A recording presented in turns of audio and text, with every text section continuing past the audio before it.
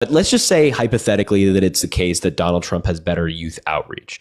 Why would that mean you would automatically vote for him? Like, what about his policies for young people are more compelling to you than that of Kamala Harris? Well, I definitely looked at statistics over past 8 years, and from what I saw was basically I just believed due to even with the pandemic going on with the economy and stuff, I personally thought that Trump did a better job with negotiations with foreign countries and getting us lower trying to think of the word um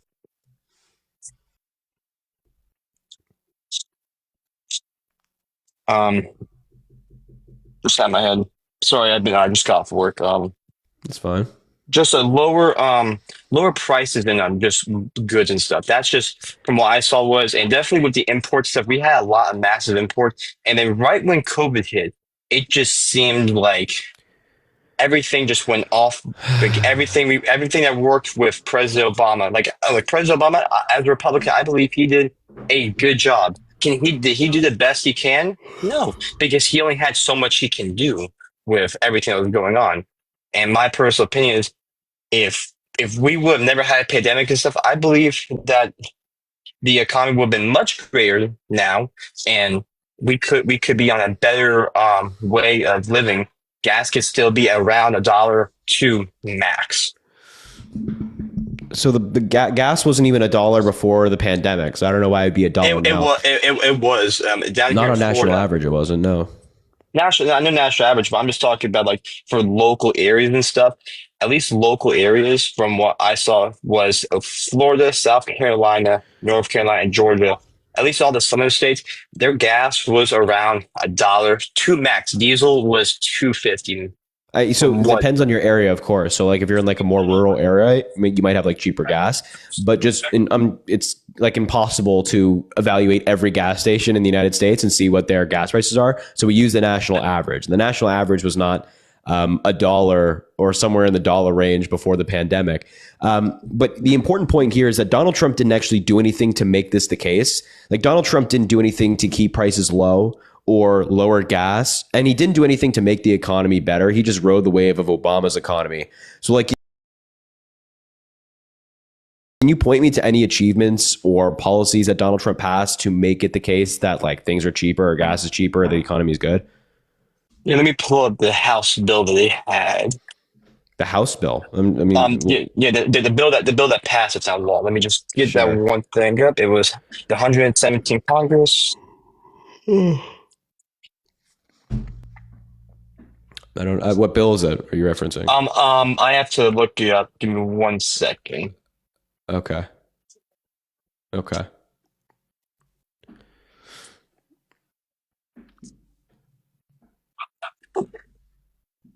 So while we're talking about, while I'm looking this up, what are some things that you personally can see with the new Congress coming down? What do you think they should More focus on? chaos.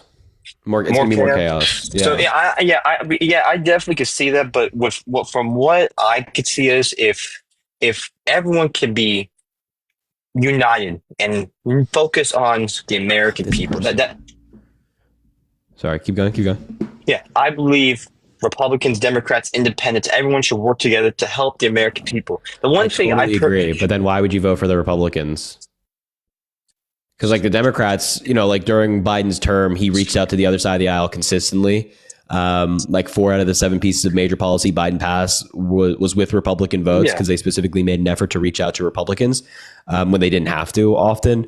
But like the Republicans don't do the same with Democrats. So I'm just like, so in curious, my like why first you. but back I believe it was late 2018, early 2019, I believe President Donald Trump and Vice President Mike Pence had an oval the Oval Office Academy with Chuck Schumer, Yeah, it the was for former spending. spending, yeah, but it was also to do the border before the government shutdown. He was trying to negotiate with them and reach out to them. That's the one thing that I also Yeah, saw so that. that's right, right. But it's not like Donald Trump was reaching out to them to pass major policy. This was just like routine government spending bills that ideally the government and Congress more specifically are just able to pass. Like Democrats and Republicans are saying, hey, let's, obviously fund the government, right? But Donald Trump the reason that they had these negotiations in the Oval Office was not because like the Republicans are trying to reach out to the Democrats to come to a bipartisan agreement, but rather because Donald Trump was trying to like upend the spending bill and take money from certain programs and then put it toward his border wall. And the Democrats are like, fuck no, we're not doing that. So. Yeah, which in my opinion is whatchamacallit, that even with this, I believe that we should not be like our national debt is so bad, and my personal opinion is someone that wants a better place for everyone. I believe we should stop spending so much money and actually, because you know how many times the Congress has passed a bill to increase their salaries. They haven't passed one since I think it was 2009. They've raised their salaries. I believe the latest one was during 2020. I believe the latest one. No, because they haven't raised their salaries since 2009.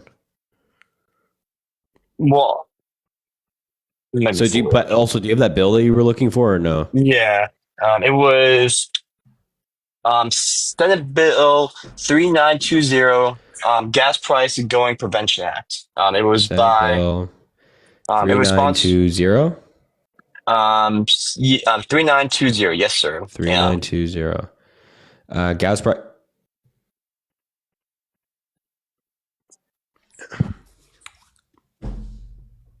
So Senate Bill 3920. Yes, 117 Congress. Yes. The Gas Price Gouging Prevention Act. Can you read the years that it was introduced for me, please? Between 2021 and 2023. That was the first introduced. And who was president between that time, and who controlled the Senate at the time? Not President Joe Biden. My bad. President Joe Biden. The 117th Congress was during whatchamacallit, during President Trump. The 117th Congress was during President Trump. Nope. The 117th Congress was between 2021 and 2022.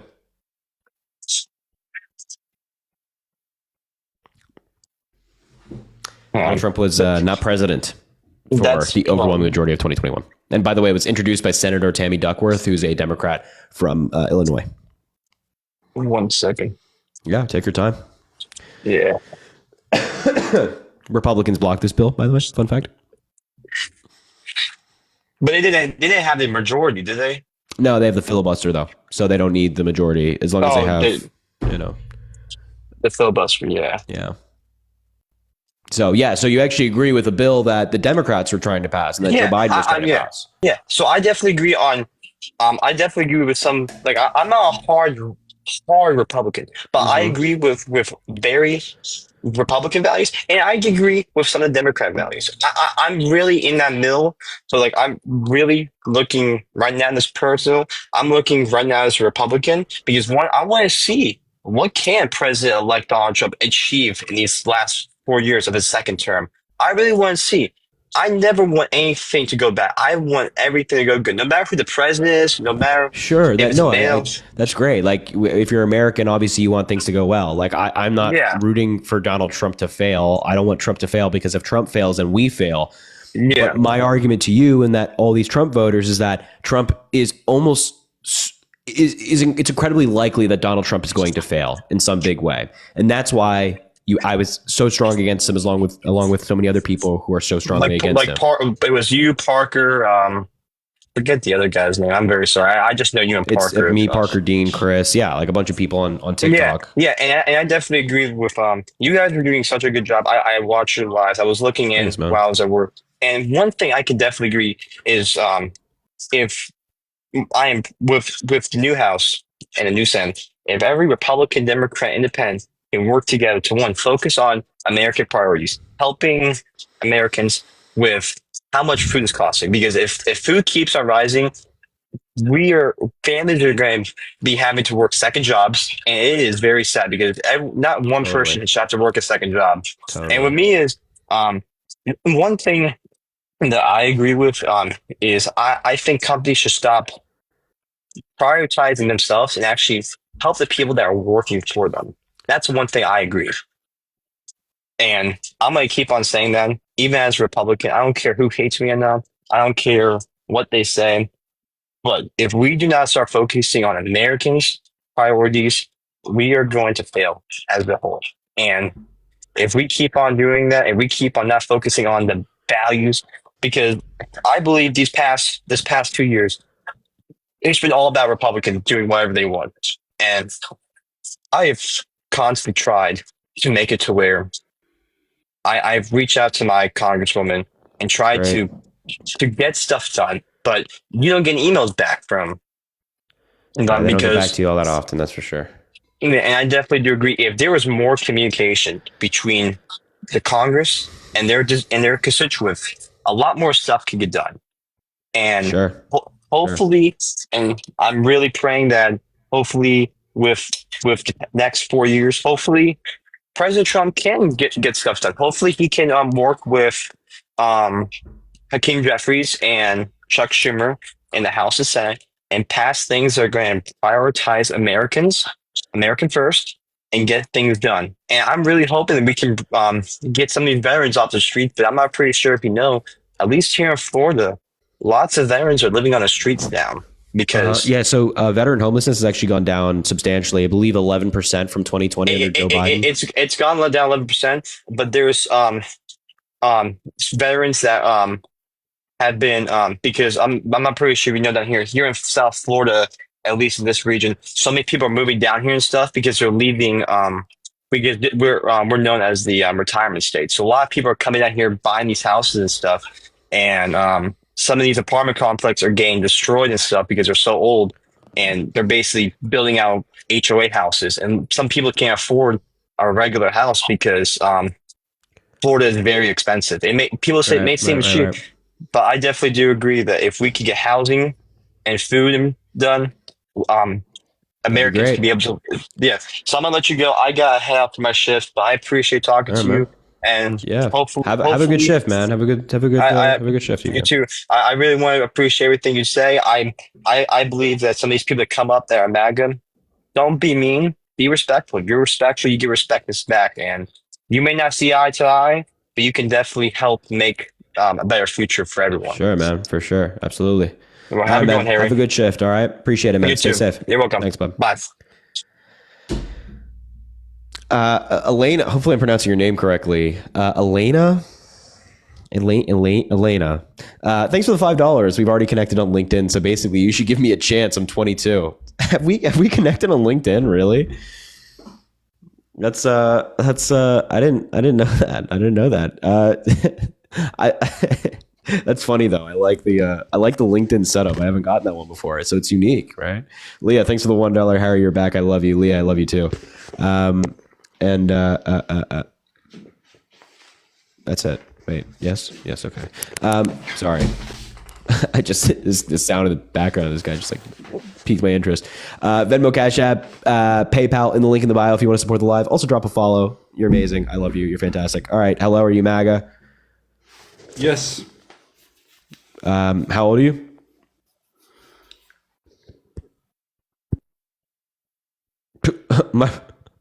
Bro, this guy just dipped out. He's just like, yeah, I'm out of here, man. I'm out of here. Okay, sure. All right, if you're MAGA, let me know in the chat. I'll bring you up and we can talk. That guy just hit the dip real quick, man. All right, if you're MAGA, let me know in the chat. I'll bring you up and we can talk and you can tell me why you're MAGA. You can type Trump 2024 or whatever you want and we'll go from there. Kira says she's MAGA. Let's give her an invite. Let's see if she actually is. Hello? What Harry, the? I love you so much. Oh my God, you're so fine. I love you so much. Oh my God. Thank you. I appreciate. I have to kick you, but I appreciate you. Thank you. I had a feeling, man. I just had a feeling that life-changing training. I just sent you an invite. Let's see how life-changing your arguments are. We'll see. Let's invite her or them. Hello, are you MAGA? You vote for Donald Trump? They're not here either, bro. What the fuck is going on? No, you're not here. Let's bring up Geo. Okay, let's see what they have to say. Hello, are you MAGA? Hello. Yeah, how old are you? Goodbye.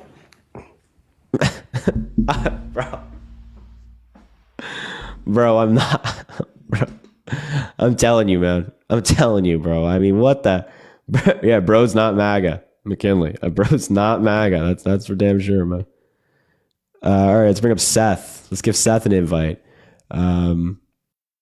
Or Steven. What the fuck is this guy's bio, dude? Oh my God. What is this guy's bio? Hello?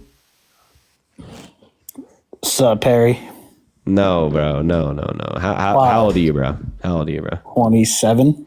You're 27? Yes, sir. You're 27? Yes, sir. What year were you born? 1997. My man, I just gotta be honest, bro. Hold on. Is that Bill Gates and Dr. Fauci in your profile picture? Yeah, where they should be. Prison. Jail?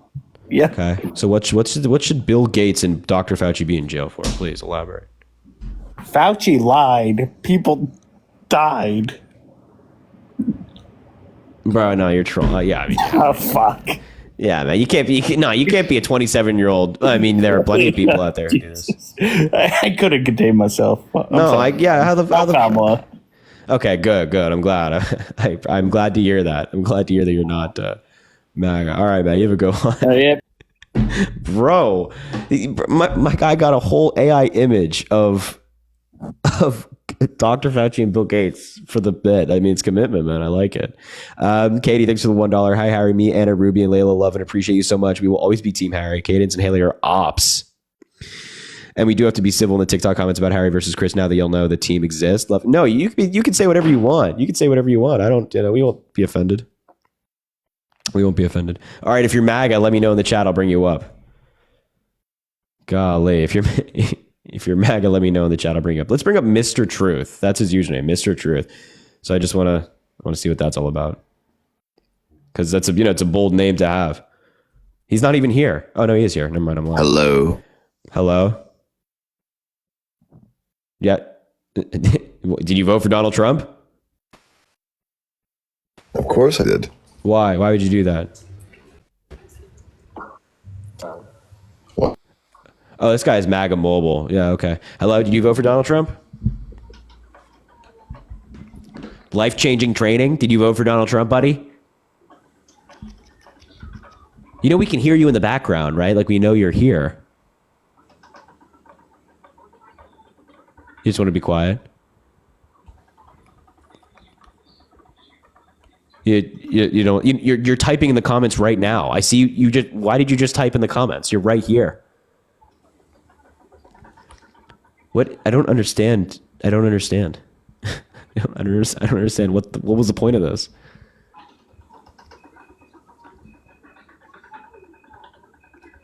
Okay. All right. You whatever's going on back home, man. You keep that to yourself. All right. You keep that to yourself, big dog. You be all right. You be all right now. You be all right. Jeez Louise, man. All right. If you're MAGA, let me know. Oh, this person. Let's bring up this person. If you're MAGA, let me know in the chat. I'll bring you up. Maybe I'll just throw like a bunch of people up here. I'm just going to invite a bunch of people that are saying that they're MAGA. Hello. Yeah. Hello, man. How are you doing? I'm good. Did you vote for Donald Trump? Of course. Why? Why would you do that? Abortion. Abortion. Why did you vote for Donald Trump based off of abortion? Wait, you're inviting more people? Yes. We're gonna talk together. Okay. Cool. What state did you vote for Donald Trump in? I voted in Virginia. Virginia, huh? Yeah. So why did you vote for Donald Trump based off of abortion? Because I'm against it. Okay, why are you against it? Jesus. I like... Oh no, that doesn't sound good. I don't like children in that way. I like children as in I don't want them to die. You know what I mean? I'm so sick of this, man. I'm so sick of... I'm just You're pretty tonight, though. Shut the hell up, would you please? Appreciate it. Man, I Not even lying, bro. Yeah, all right, bro. All right, okay. So, why do you say what you just said, man? Why do you say that? Because I don't know, not a lot of scarring, a very good facial. You know what I mean? No, shut the like- fuck up. Not that. Why do you, oh my God, bro. Why are you against abortion? Again, Mr. Truth. What? Yeah. Yeah, I want to Again, find out. Mr. Truth, go away, Yeah. bro.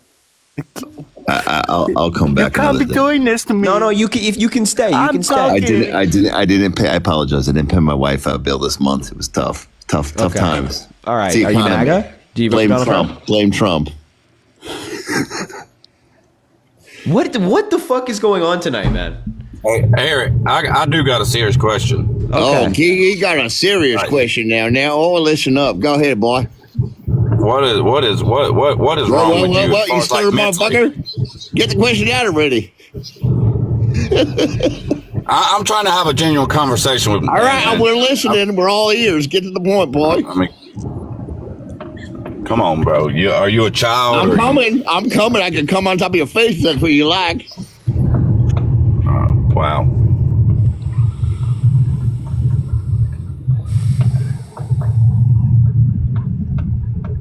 You all right there, Harry? Yeah, man, I'm so great. I've never been better. I love life. Look, I do got a serious question. Why do y'all?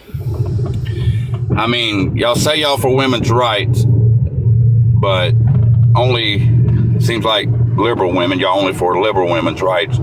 Y'all say y'all are for black people, but it's only y'all hate conservative black people. Y'all call them Uncle Toms and everything else. Who are you? What are you talking about? When we liberal, advocate for Democrat. abortion rights, we're advocating for everybody, regardless of political belief, to get an abortion. Abortion rights? You do realize abortion is not a right. You do realize that, right? It should be a Not a- federally protected right. Do you Nowhere. believe in interracial marriage? Do you think that interracial Yeah. marriage is a right?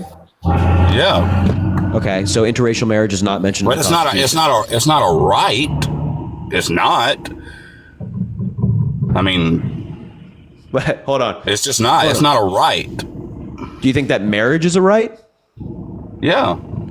Okay, so you think marriage is a right? You marry who you want to, but we was talking about abortion. Abortion No, is I'm not aware, but I'm right. pointing out to you that marriage and interracial marriage is not mentioned in the Constitution, but it's still protected federally.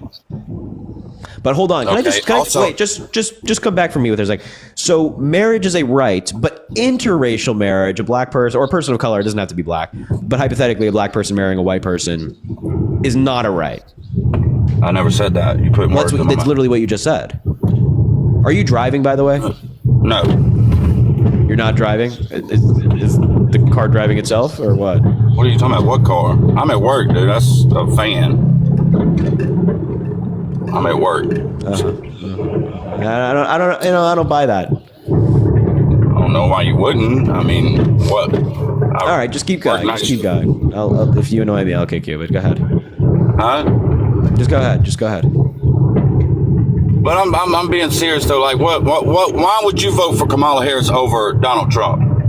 Can you tell me that? Yeah, she's more qualified for the role. How is she more qualified? She's never been president. Donald Trump has more presidential experience than her. So, Yeah, I don't think that necessarily being in the role automatically makes Donald Trump more qualified because, like, hypothetically speaking, right? If you had a company that you need somebody to run and you want to hire a CEO, you have two candidates left. You have a CEO that was at another company and they completely kinda crashed making my it, point. and the company's broke. Or kinda you have making my another point. you have another candidate who has worked at a number of different companies at You're making my high-ranking point. positions, but has never been its CEO. You would obviously go with the person who's worked their way up the corporate ladder, hasn't been a CEO yet, but is far more qualified for the role than the No. person who was a CEO No. and crashed the company that they were working at no. before. If I was interviewing hold on. someone, Hold on, just think about this for a second. If you have a company, you need a CEO. Would you rather hire a person who crashed the last company that they were working at as CEO? They did a terrible job. Or would you rather hire the other candidate who had worked their way up the corporate ladder and had held really high positions in other jobs and has a really successful track record? Who would you hire? all right, first of all, you got a few things just wrong there. Just who would you hire? Who would you hire? Well, you put everything pretty much wrong. Now, I'm just asking. the way I would take look the at politics it, away from it. Just who would you hire? the one with the experience. The one who was the CEO all right, let me destroyed ask the you. last All right, company that they were at. let me ask you.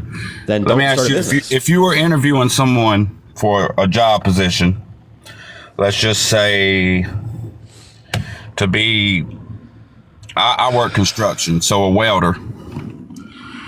And then you got this other person who has never been a welder, but they worked in construction before, and they have a horrible track record working construction, like a horrible track record. But this one person has experience being a welder. Who would you hire? In this specific instance, the person who has been a welder, obviously, but that's not applicable to the Kamala Harris versus Donald Trump comparison. Yeah, and then you said, I guess you was trying to reference that Donald Trump. I don't even know how that's. I guess had a horrible economy. I guess you were trying. No. Just if you look at the numbers, Donald Trump. Wait. Go back for a second. We'll talk about the numbers in a second. But just to be clear, in the hypothetical I presented to you, you would rather hire somebody who had crashed their company before as CEO versus the person who hasn't been a CEO but has been very successful. That's the point that I'm trying to make. Nobody who crashed their company before. You're trying to say Donald Trump crashed? Yes. No. Yes. No. But what I'm trying to but aside from who they represent in the comparison, I'm just trying to show you that your simple principle of Donald Trump was president before, which means he's more qualified, is not always the case. Just because someone held a role doesn't mean that they're automatically more qualified. I get that. I get that. But what I'm trying to say is he has more presidential experience than her. So no, I mean, but I don't think that having presidential that's just a fact. You can't talk yourself around. Hold on. That's I don't just think a that fact. You having can't talk presidential yourself experience. No, I don't think that having presidential experience automatically means that somebody's going to be a better president, right? So, it doesn't automatically mean that they're more qualified. Harry, look, the point that I'm trying to make, out of the two candidates, yes, Donald Trump, right or wrong, has more presidential experience than Kamala Harris. Donald Trump has served as president before, absolutely. And she never had. My argument to you is that just because Donald Trump it's nothing more, nothing less. I get what you're saying. No. There is nuance to this. Just because Donald Trump was president once doesn't mean that he's more qualified to be president, right? Just like for hypothetically, if somebody served for president a second, like 1 second, they were president for 1 second, they would have more presidential experience than someone who hasn't served as president. But it doesn't automatically mean that person is more qualified to be president, right? So when it comes to Kamala Harris versus Donald Trump, Kamala Harris is unlimited, far more experience and far more qualified and competent than Donald Trump is. She was district attorney in San Francisco, attorney general of California, senator from California, vice president of the United States, and then running for president. Donald Trump is some con man, criminal scammer who for years has assaulted women, committed crimes, and been a shitty person. And see, this is the problem that I have with people on the left. If you cannot see the writing on the wall, then something is wrong. What writing on the wall am I missing? Okay. You don't think all the convictions, all the witch hunts, the assassination attempt, all there that you go.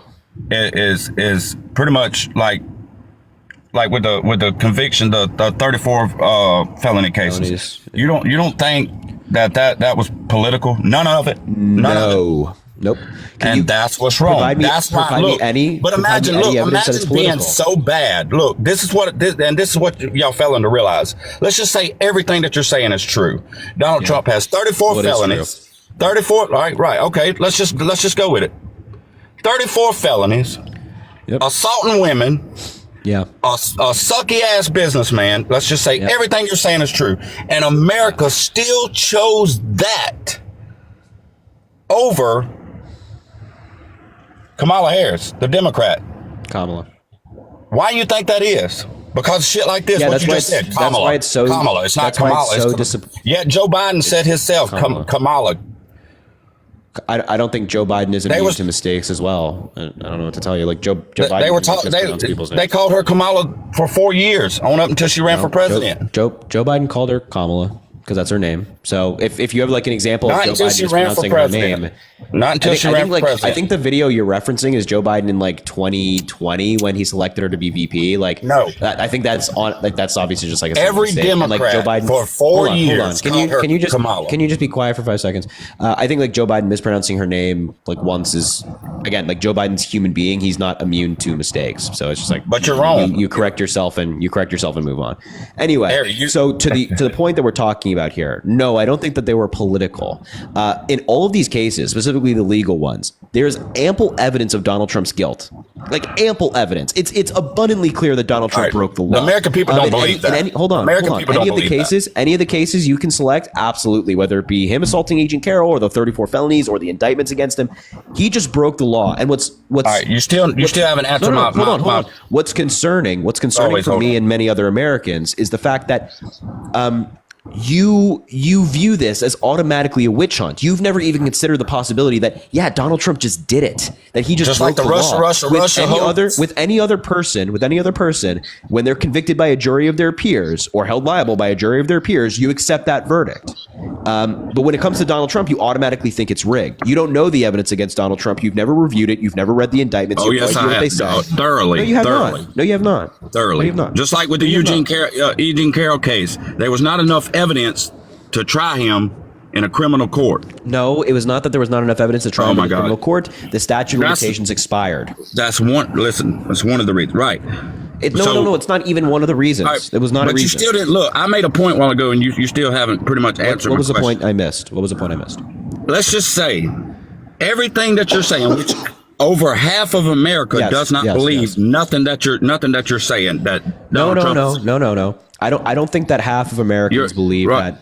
I don't. They showed it. They showed it, bro. No. By voting for it. Why you think Donald Trump's president? Voting for Donald Trump doesn't automatically mean that somebody doesn't believe the verdict against him, right? Okay. But I think that there. So how bad does Kamala have to be, or Kamala? I can't even finish. I think that bro. there was Every a poll time recently I try to that talk, was among Trump supporters that found a significant. There was. I'm answering that. We were just complaining I didn't answer your question. I'm answering your question. I wasn't done yet. You started interrupting me. Go ahead. So, let's just say everything that you're saying, you believe it. I know you do because you got on national TV and pretty much embarrassed yourself. But everything that you're saying is true. Everything that you're saying is true. Donald Trump's convicted felon. He assaults these women. He's a failed businessman. He's sorry as hell. Imagine how bad you would have to be for people to choose that over boring point. The Democratic candidate. What a boring argument. No, it's not that Kamala Harris was bad or the why American you think that is. Can I ask you? Can you give me an answer? Why you think that is? Yeah, I'm telling you right now. It's not that the American people thought that Kamala Harris was bad or that she was a bad candidate or whatever. It's just because the American people have been hurt. Inflation, high gas prices hurt the people and then made life harder for people. Now, that inflation and those gas prices are not the fault of the Biden-Harris administration, but people wanted to pin it on somebody. Nope, it's not. We can talk about that in a second. I'm happy to do that. But they wanted to blame it on somebody. So they blamed it on Biden. They blamed it on the current administration. And typically in American history, it tells us that when something like this happens, when there's economic instability, the American people will vote for the other party, whether it's the incumbent party's fault or not. So, this happened with like Bush and raising taxes. It happened, or Bush Sr. and Bush Jr. It happened with Biden. It's just the case that when something bad economically happens, people vote for the other party. No. But I'm not done yet. Because I didn't even get to address the legal cases. There's ample evidence against Donald Trump of his guilt, and you just automatically don't believe it because you're in a cult, right? But there's you not. believe that Donald Trump. Really? So when Donald Trump's on audio acknowledging, when Donald Trump's on audio acknowledging that he had classified documents that he wasn't supposed to have, I'm sorry, is that not evidence of anything? Listen, all right, Harry, if you would allow me to speak for a little bit. But I'm just giving you an example of evidence that you deny. I don't know if you're aware of this, but at that time, Trump, he was the president. No, he was not. Listen, I'm not through yet. You don't get what, if you would actually give me time. You're already wrong. You're already wrong. Listen, you're not giving me time to say what I have to make my point. I'm going to listen. But you're already wrong. Every president throughout history has done that. No. Clinton has? Oh, yes, you can look No. this up. Clinton has. No. But as president, you can declassify or classify classified documents. Yep. Okay. Under the Presidential Act. The Presidential Act. No, the Presidential Records Act. Presidential Records Act, right? Correct. That does not give the president the power to do that. Yes, it does. But No, the with Presidential Biden, Records Act all right, just Biden differentiates done the what same records are thing, but he personal. was vice president. He was vice president at the time. No. He We're didn't not have talking that- about Biden. We're not He talking didn't about have Biden. that We're same talking power. We're not talking about Biden. Because, bro, you're missing the point. What Trump done was not illegal. Okay, so And many you're right. presidents, and if you would look this up, and if you would actually research this, many presidents throughout history has done this. Has took You get the award classified for being documents you get the home. award for being most wrong on something. So first you're of all, wrong. the Presidential You're Records wrong. Act does not dictate what presidents can declassify or can't declassify. They can declassify anything they want. That's a power granted by the Constitution. The Presidential Records Act is a law that differentiates what is a Harry, private I record suggest and you go a look this personal up. record. I suggest you go look this up. I'm and telling come you, can you back. just be quiet for 5 seconds? I'm trying to educate you so you don't do this again. Just like you got on Piers Morgan's show. Can you and be quiet? said Can you be Joe quiet? Biden Can you was be quiet? smart. Can you please be quiet? Can And you he's please be dumb as a quiet? brick. The Presidential Records Act has nothing to do with what records the president can and can't declassify. But you're wrong. The classification power is I'm granted not in going the to let you sit Constitution. here and spread misinformation to your I'm sorry, people. man. I'm gonna have to mute you now because you can't control yourself. You have no self control. So I'm gonna have to mute you now so I can actually finish the sentence. Misinformation, Harry. No. I'll keep muting you if I have to. The Presidential Records Act has nothing to do with what a president can and can't declassify. That is a power given by the Constitution. The Presidential Records Act, all it does is it differentiates between what's a private and personal record, right? So a record, basically meaning a record that is personal to the President of the United States. That's like news clippings, photos, things like that, certain photos. And a public record or a governmental record, which is something that's like military plans for the Middle East. That is not a record that the president can take. So that's what it differentiates. So you're wrong about the Presidential Records Act. You don't know what it is, and that's fine. I understand, but you can't keep doubling down when you're wrong. But Donald Trump was not president when he was on audio saying that I have classified records. I could have declassified them as president. He's even acknowledging that he's not president, but I didn't. There's an audio out there of Donald Trump saying this that you just choose to ignore. You're saying that there's no evidence of Donald Trump's guilt. If he is not president of the United States and he's saying, look at this classified document, I could have declassified it as president. Now I can't. It's still secret. There's no defense there, buddy. There's no defense whatsoever. There's no, he declassified it because even Donald Trump himself is Regardless, saying he that still no. had the I'm right not to done take yet. it, I'm not done Harry. yet. He No, still I'm had not the done right yet. to I'm not done yet. There's no evidence that Donald Trump himself said the document was still classified. He himself said he was still president. He himself acknowledged it was still secret. Now you can talk. He still had the right to take it, Harry.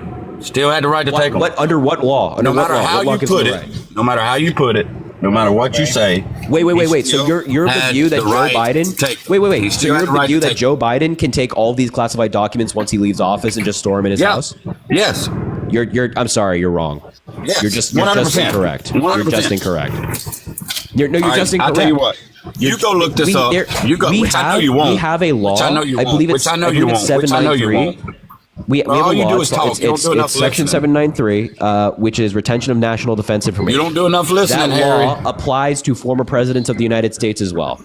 I don't know why you think that somehow a former president can just somehow have classified documents if they want, but that's nonsense. Maybe you should go look this up, Harry, and then Cool. come What am I back. looking up? What am I looking up? And then What am I looking you up? do You too tell much me. talking.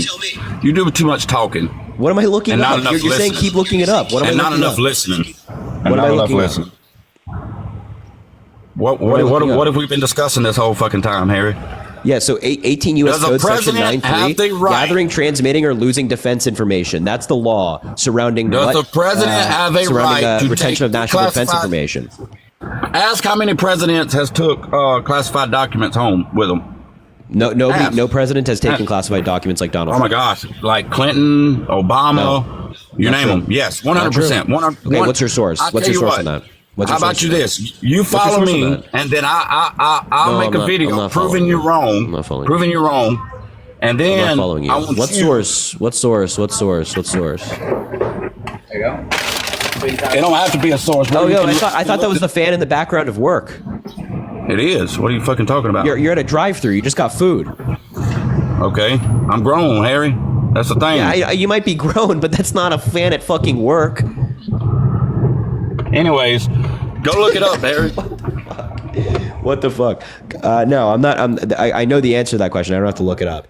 So you mean to tell me a president, classified documents like Donald Obama Trump didn't take has. classified documents home, right? That's what you're saying? Obama did not. No, but here's the very specific thing. Obama didn't And I take know this classified for a documents and then fact store that them in he his did. house. No, I know for a fact that he did. Obama did not take classified documents and then store them in his house. Yes, he did. Nope, he did not. 100%. He did not. Along with Bill Clinton. Bill Clinton also did not. Bill Clinton also did. I mean, this is all public information. I mean, look, here, just for your peace of mind, the first thing I looked up regarding did Obama take classified documents is an AP fact check saying Obama didn't keep millions of classified White House documents. It's a fact check saying it's false, that did not happen. So I don't know. Problem with you, Harry. The first thing you clicked on, you believed it. It's the Associated Press.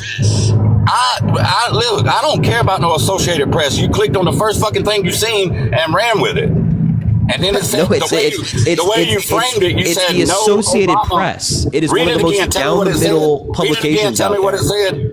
Read it again. You want me to read it to you? You want me to read it to you?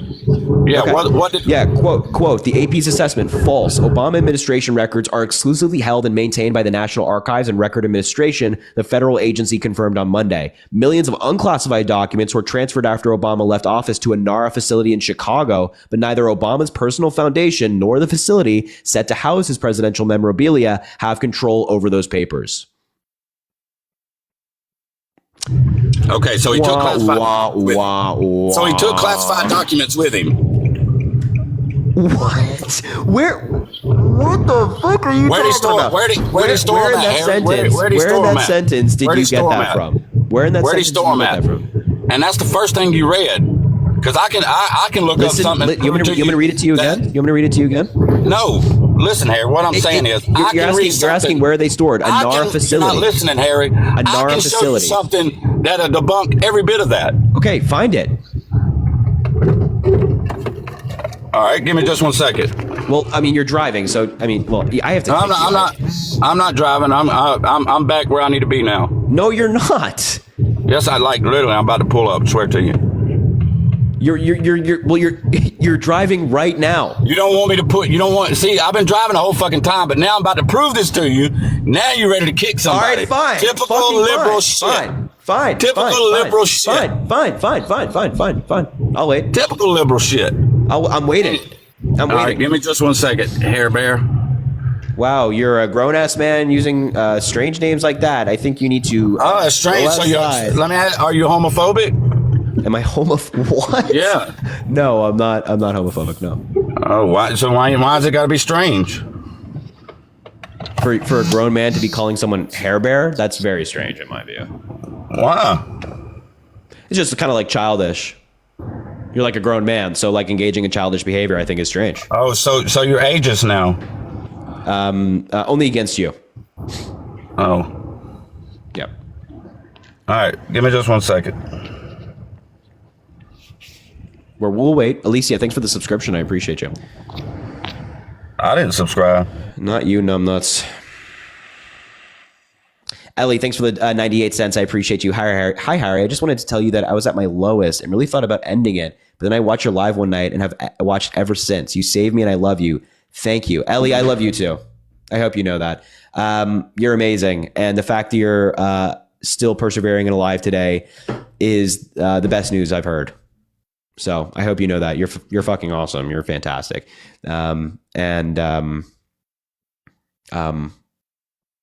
Perseverance is key, and there's light at the end of the tunnel. So thank you for being here. And if you ever need anything, reach out to me. All right. Megan, thanks for the $25. Harry, I loved watching you, Chris, and Parker last night. The geography quizzes were killing me. You didn't grow up in the States. I need to know more. Thanks for putting up with these MAGA weirdos. Yeah, I was born in Singapore, and I grew up in Ireland. But I'm a native-born American citizen. My parents were American, so by birth I was an American. And don't worry, I can still run for president. W. Can we get some WLEs in the chat for Ellie? I hope not. Fucking awesome. No, I'm sorry, buddy. That's a law. Anna, thanks for the $15. What is quite frankly? No, I don't care about the law. What I'm saying is, I hope you don't run for president. Okay, that's what nice. I'm saying. That's nice. Very strange. Here's some money for your troubles, Harry. Thank you, Anna. I appreciate you. What the fuck? It's very nice. Thank you. It's definitely a struggle out here. I got to be honest. Get some W's, more W's in the chat for Ellie. That's a fighter right there. That's a fighter. We love a fighter. Sorry, Ellie. I got to deal with this guy first. We'll talk more.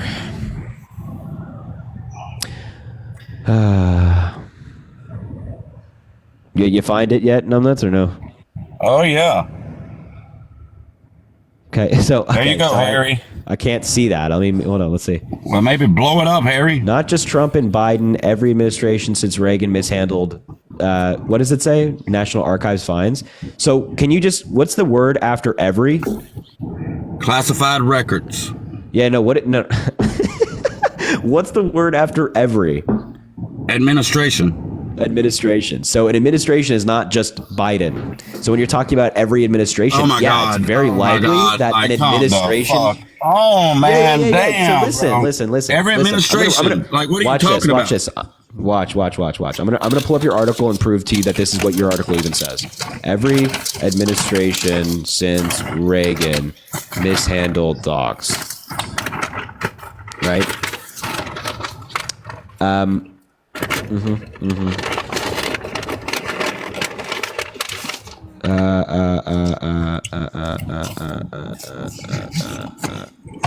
Yeah, look, it says aides to former President George H.W. Bush, Bill Clinton, George Bush, and Barack Obama had previously said they're blaming that the aides mishandled the documents.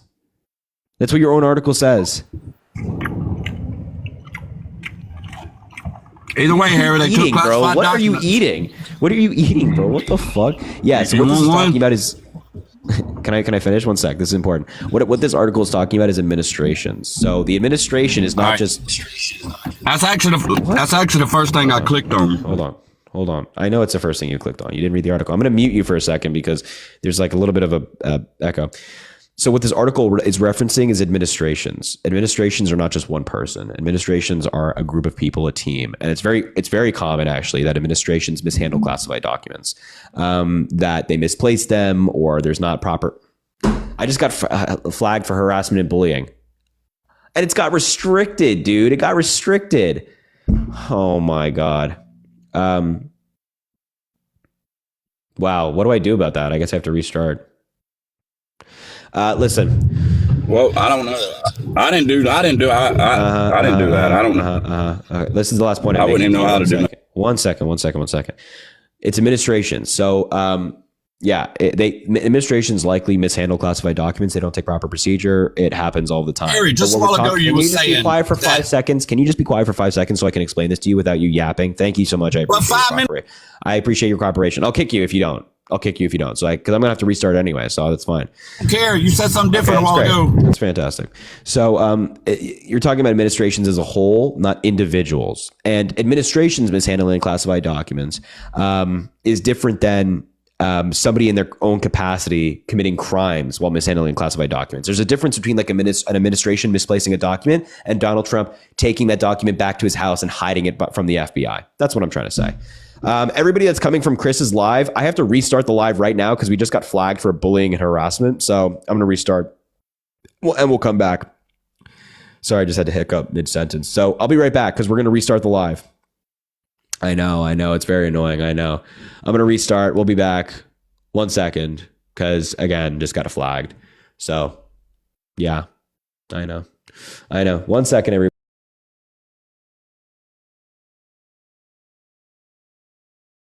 For the third time tonight, man. These flags on the live, man, they're crazy, dude. They're crazy. They're so insane. But we're back. The guy could not understand the difference between like somebody in their personal capacity and an administration, a presidential administration. It's crazy. Also, the mishandling that, anyway, I don't have to bang on about it, but the mishandling in question was them just putting classified documents in unclassified document boxes, the bad boxes. So, anyway, it's crazy, man. Caitlin, thank you for the $25. Hopefully Caitlin is here. I don't know if she is, but she says, you're so patient. I could never. Hopefully Caitlin returned. Caitlin, I appreciate you so very much. Thank you for the $25. It means a lot. It means a lot. Chris said you're bad at geography. Chris is a goddamn liar. I'm significantly better at geography than Chris, and it's not even close. It's just not even close. So thank you, Caitlin, for the $25, and Elise, thanks for the $2. Harry, I love you. I love you. Thank you. I too have been thinking of ending things. You pulled me out of a dark place. Also, where in Ireland did you grow up? Love from Iowa. Well, first of all, from Iowa. What a great state. Second of all, I'm glad you're still here. I'm glad you're still with us, and I'm glad you're pushing forward. That's the name of the game. You know what I mean? Perseverance is key. So, and the offer is extended to you. If you ever need anything, you let me know. All right. And I grew up in Dublin, Ireland, like 9 years. And Hannah, thanks for the $20 on Venmo for your infinite patience with these exhausting people. They are exhausting, but you guys make it better. People like you, Hannah, make it easier and better. So thank you for being here, and thank you for supporting. All right. If you are MAGA, let me know in the chat. I will, I'll bring you up and we can talk. Make sure to keep double tapping the screen. Let's try to get back to 100,000 likes.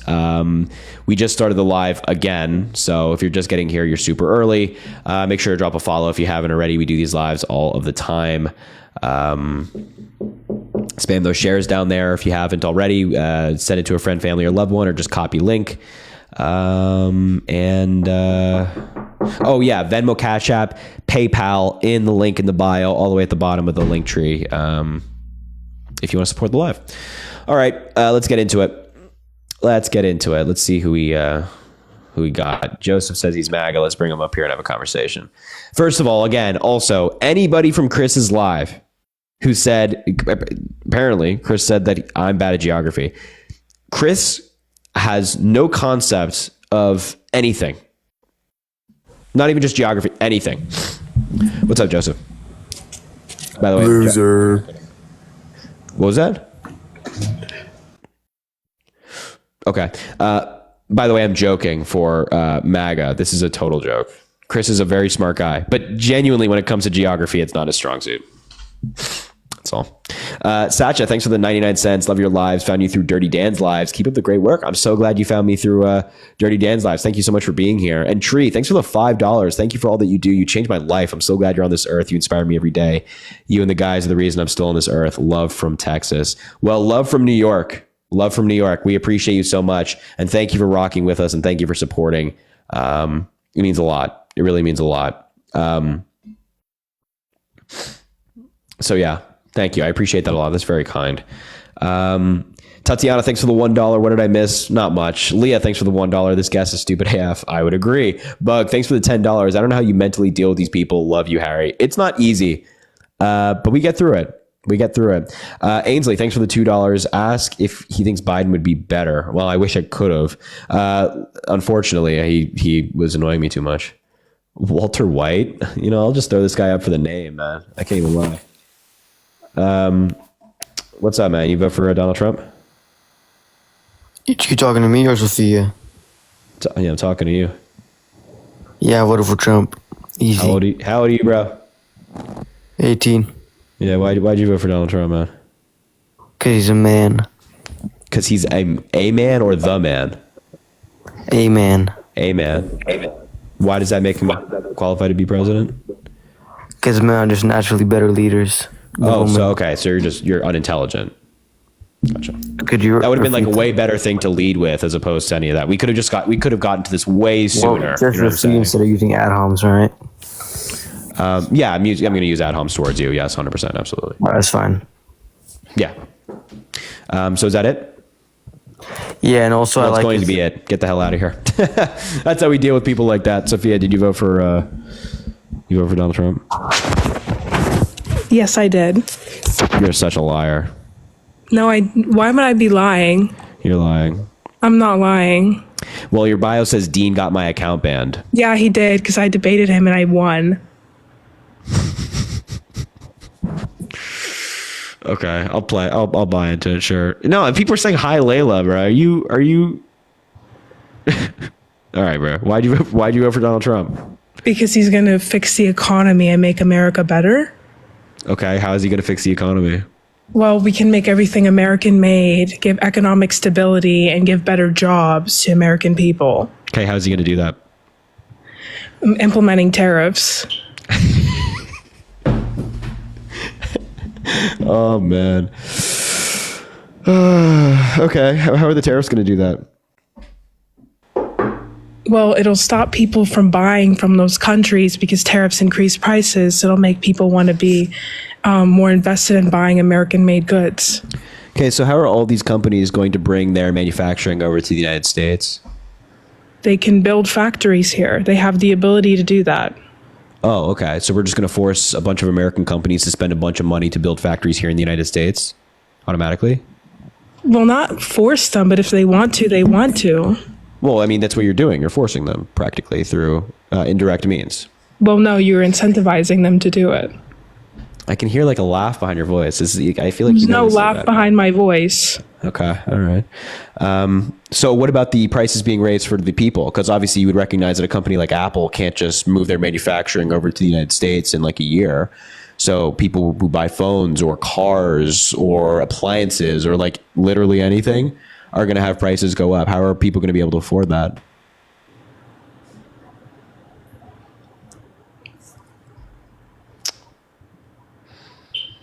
I didn't think about that. But like, listen, okay. It incentivizes companies to bring back stuff here and it creates more jobs, therefore creating more economic stability. That's statistics. It's proof. It's not. You're making it American made. Why would we reduce the minimum wage? Because the cost of manufacturing is cheaper in China than it is in the US. Wait, so you want to move toward the working conditions that are in China as opposed to giving people more money? It reduces prices. So you don't care about like the conditions that people work in and if they're able to feed their families. All you care about is like reducing prices?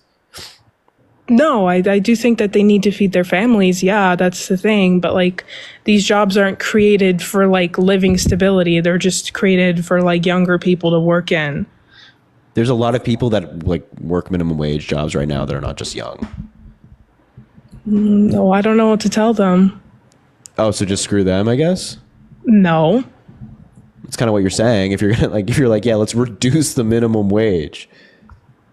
Well, reduce the minimum wage when it comes to factory working, because I'm pretty sure in China it's like $5 an hour, and here it's like 15. Yeah, I don't know if I should believe you yet for like this insane view yet. I'm not 100% sure. It's also not 15. The federal minimum wage is $7.25. But the companies can change that depending on like state and stuff. Yeah, the company can change that for sure, but companies are probably not going to raise their minimum wage if they don't have to. So let me just sum up here so far. Lower the minimum wage and raise tariffs,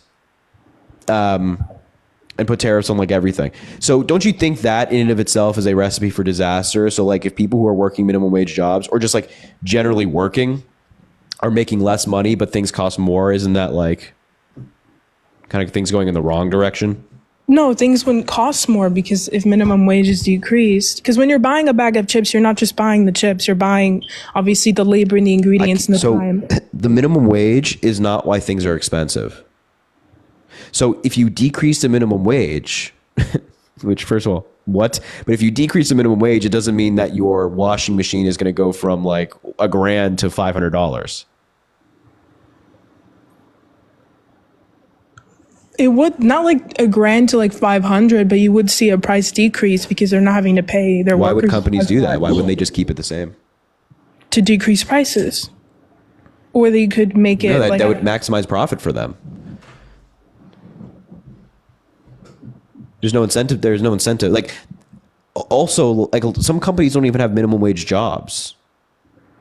So like, it wouldn't even impact all companies. This is like so crazy. What are the three branches of government? Just out of curiosity, you know? The executive, the judicial, I can't speak. I'm so sorry. Judiciary, I can't. You know judicial. what I mean? Yeah, and the legislative. Yeah. How many justices on the Supreme Court are there? 9. Can you name 5 of them? No, I don't keep up with the Supreme Court.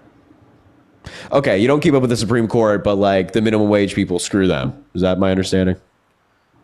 How do those correlate at all? I don't. Where did you just pull that from? Well, it's just like your views are so interesting. Like you don't even pay attention to government at all. You can't even name like 5 of the 9 Supreme Court justices, but you still want to lower the minimum wage. Do you know what I'm saying? Those don't correlate just because I don't keep up with No, the it's not. Supreme It's not that the Court. 2 correlate. I'm saying that like, wow, you pay So then attention to what's your government so point? little, but you have such extreme views. You know what I'm saying? Like you don't know about the government, but you have extreme views. That's what I'm saying. It's like kind of crazy. That's not an extreme view to want American-made products. We rely No, so it's much not. on other countries. We're an import country. This is a statistic. We rely too much on them. It's horrible for our businesses. Really? Because we're the strongest economy in the world, and we have a free trade economy. We seem to be doing pretty well. We're the wealthiest country in the history of the planet. So, I don't know. I feel like there's other ways that we can support our companies here in the United States without screwing over, middle-class workers and their families. You wouldn't be, though. What do you mean you wouldn't be? I don't know. Explain to me what part of my sentence says that you would be. Okay. So if you have tariffs and you put tariffs on things that people buy every day, right? But you're also lowering the wages of a lot of Americans. You have things becoming more expensive. Thank you, Johnny, for the galaxy. And their wages going down. That's how you screw over people. Yes or no? Do you still don't understand? I mean, I get what you're trying to say, but again, I'm saying we should lower the minimum wage. That way companies aren't forced to pay as much when it comes to totaling out their products. Hold on. Lowering the minimum wage will not have these companies reduce the prices of their products. Right? A lot of companies don't have minimum wage jobs, or their minimum wage jobs are minimal. And even if you eliminate those minimum wage jobs or lower their minimum wage job from like, what are you going to lower it from, like $7 to $5? That extra $2 for the very few minimum wage jobs they have doesn't mean that their products are going to be automatically reduced in price. Like, there's a lot of things that factor into price. The main thing that factors into the price of a good is not the minimum wage that the company has to pay. For example, you take a McDonald's burger, right? There are plenty of McDonald's workers around the country that are on minimum wage. The price of the burger is not whatever it is, $4 or $5 for depending on what you get, because there are people working. It's distribution. It's getting it to the McDonald's. It's the corporate ladder that you also have to pay. I mean, it's a number of things. Also buying the products, the bun, the lettuce, whatever it might be. There's a lot of price that goes into this that's not just minimum wage.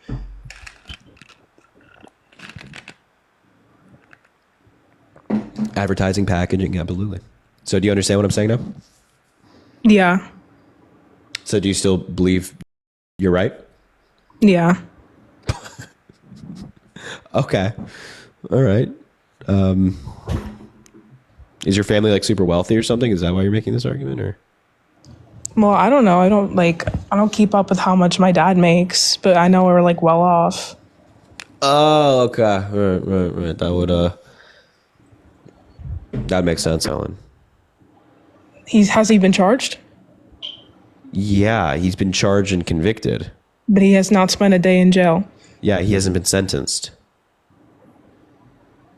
Because the charges are fake. Okay, you have to be trolling, though. No, I'm not trolling. I literally don't think they're real. Like half of, what do you mean 34 for business? What was he charged with in New York? What was he convicted of? It was business violations or something like that too. You don't even know what the charges are. Business violations to influence an election, correct? You don't even know what the charges are. That's what they are. No, it's falsifying business records in the first degree. You don't even know what the charges are. How can you say that they're fake if you don't know what they are? That is, I literally just said business records. It's falsifying business. You did not say business records. You said business violation. A business violation could be literally anything. There are plenty of different violations that are committed by businesses, I guess. But that's what I meant. Oh, that's what you meant. Well, it's not what you said.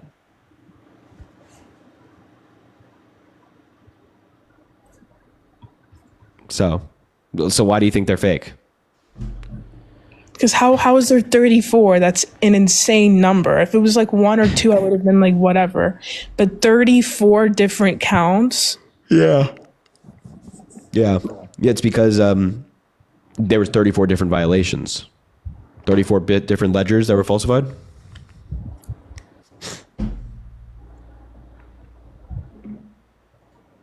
You didn't know that?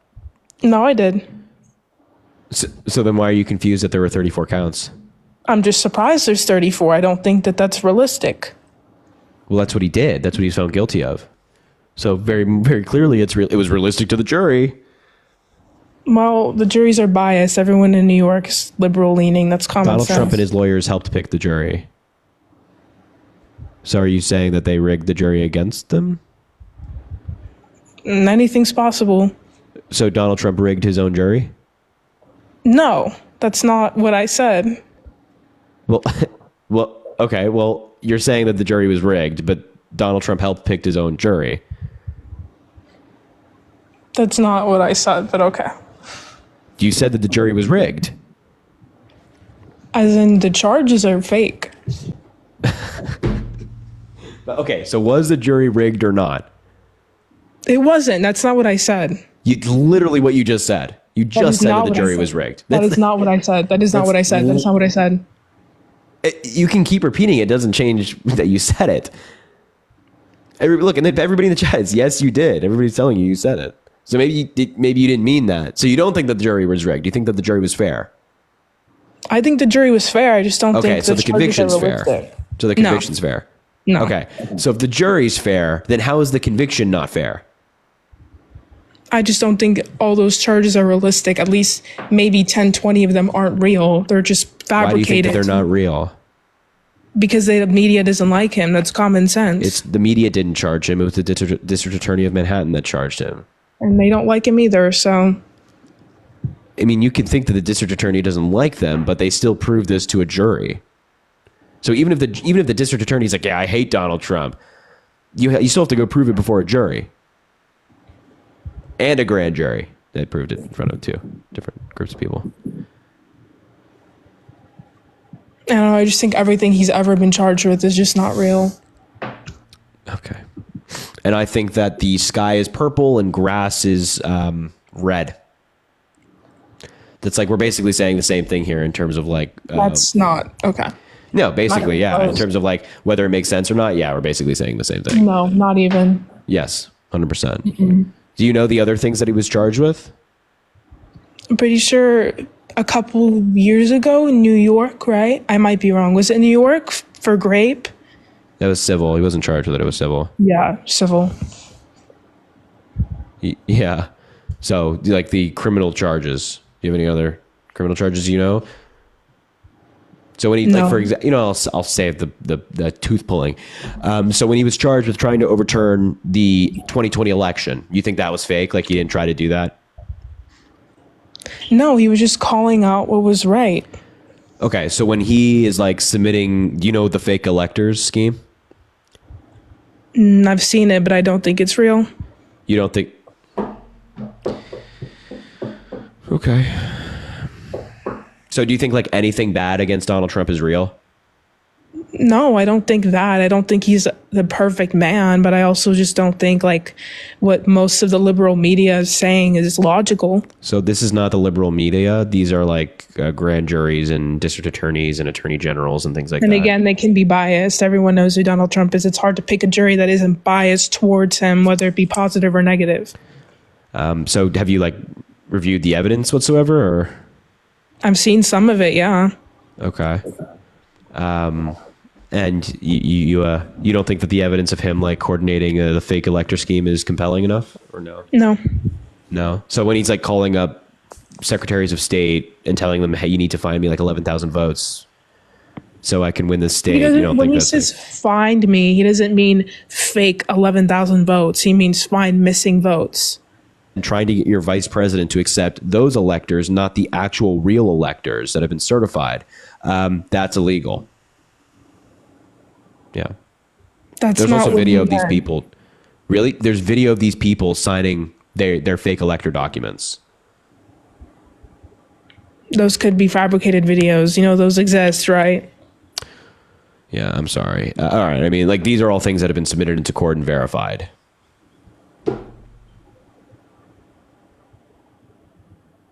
Also, a lot of these videos were posted. There's like a video of the Arizona fake electors signing their documents that was posted by the Arizona Republican Party on Twitter.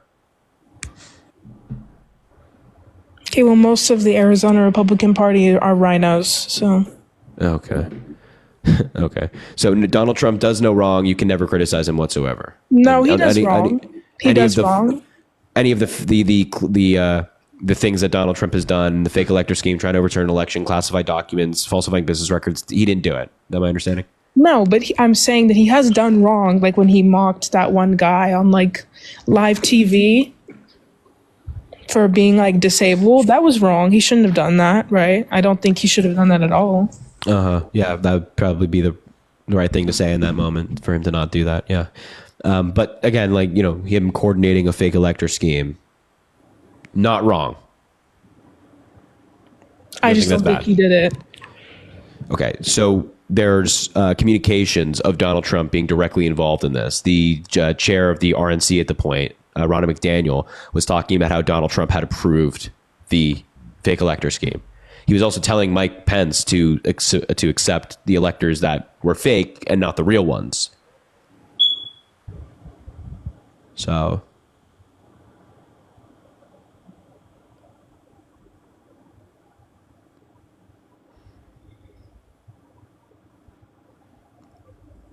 No comment on that? No. Yeah, no, that's what I thought. All right, you have a good rest of your night. I'm what the fuck? The hell y'all talking about, man? The hell you talking about, man? Hannah, thanks for the $1. Chris is so bad at geography, it's kind of sad. It is kind of sad. It is kind of sad. Killer, thanks for the $4. Really glad you're live. You know, I had a rough Xmas day. My husky passed away. I'm so sorry. That's terrible. It's really not easy to cope with, but you're always a fun distraction. You help me during difficult times. Love you. Killer, I'm so sorry to hear that your husky passed away. That is terrible. And my thoughts are with you. I know, like, losing an animal is, that can be really hard. Can be really hard. So reach out if you need anything. I mean, that's really, really sad, man. Cassidy, thanks for the $1. Do you recommend living in Ireland? Yeah, if you have the ability to, why not? Bonnie, thanks for the $20. I really appreciate it. You're so patient with very annoying people. I think it's very sweet that you say golly. Well, Bonnie, thank you for the $20. They are very annoying. They're annoying, man. Yes, I appreciate you. Thank you so much. Irene, thanks for the $5 for being awesome and schooling the uneducated. You're my hero. Irene, I think you're my hero, actually. I appreciate you. Thank you. Sydney, thanks for the $1. You did forget Vermont was on the border of your own state. Not true. Completely fake news. Oh, my God. Hold on. I'm going to mute you 1 second because there's just some noise in the background. Anna, thank you for the $70. Anna, 2 days in a row, $70. What's going on, man? Harry, thank you for advocating for what you do. Can we please get some W's for Anna in the chat? At least at a minimum 70. Can we get like 140? Because this is 2 days in a row. You bring so much positivity to dark times. I look forward to your lives every night. I'm so glad you're here. Well, the AP has the Associated Press did an analysis that showed when Joe Biden and Democrats spent the last, I believe, year and a half or so saying that inflation would go down because of the name, Inflation Reduction Act, it did not reduce inflation, right? So that doesn't actually respond to my question, but happy to address this point. Yeah, I think you could argue that the name is It's a very well taken point. I'm sorry, but go ahead. It's a what?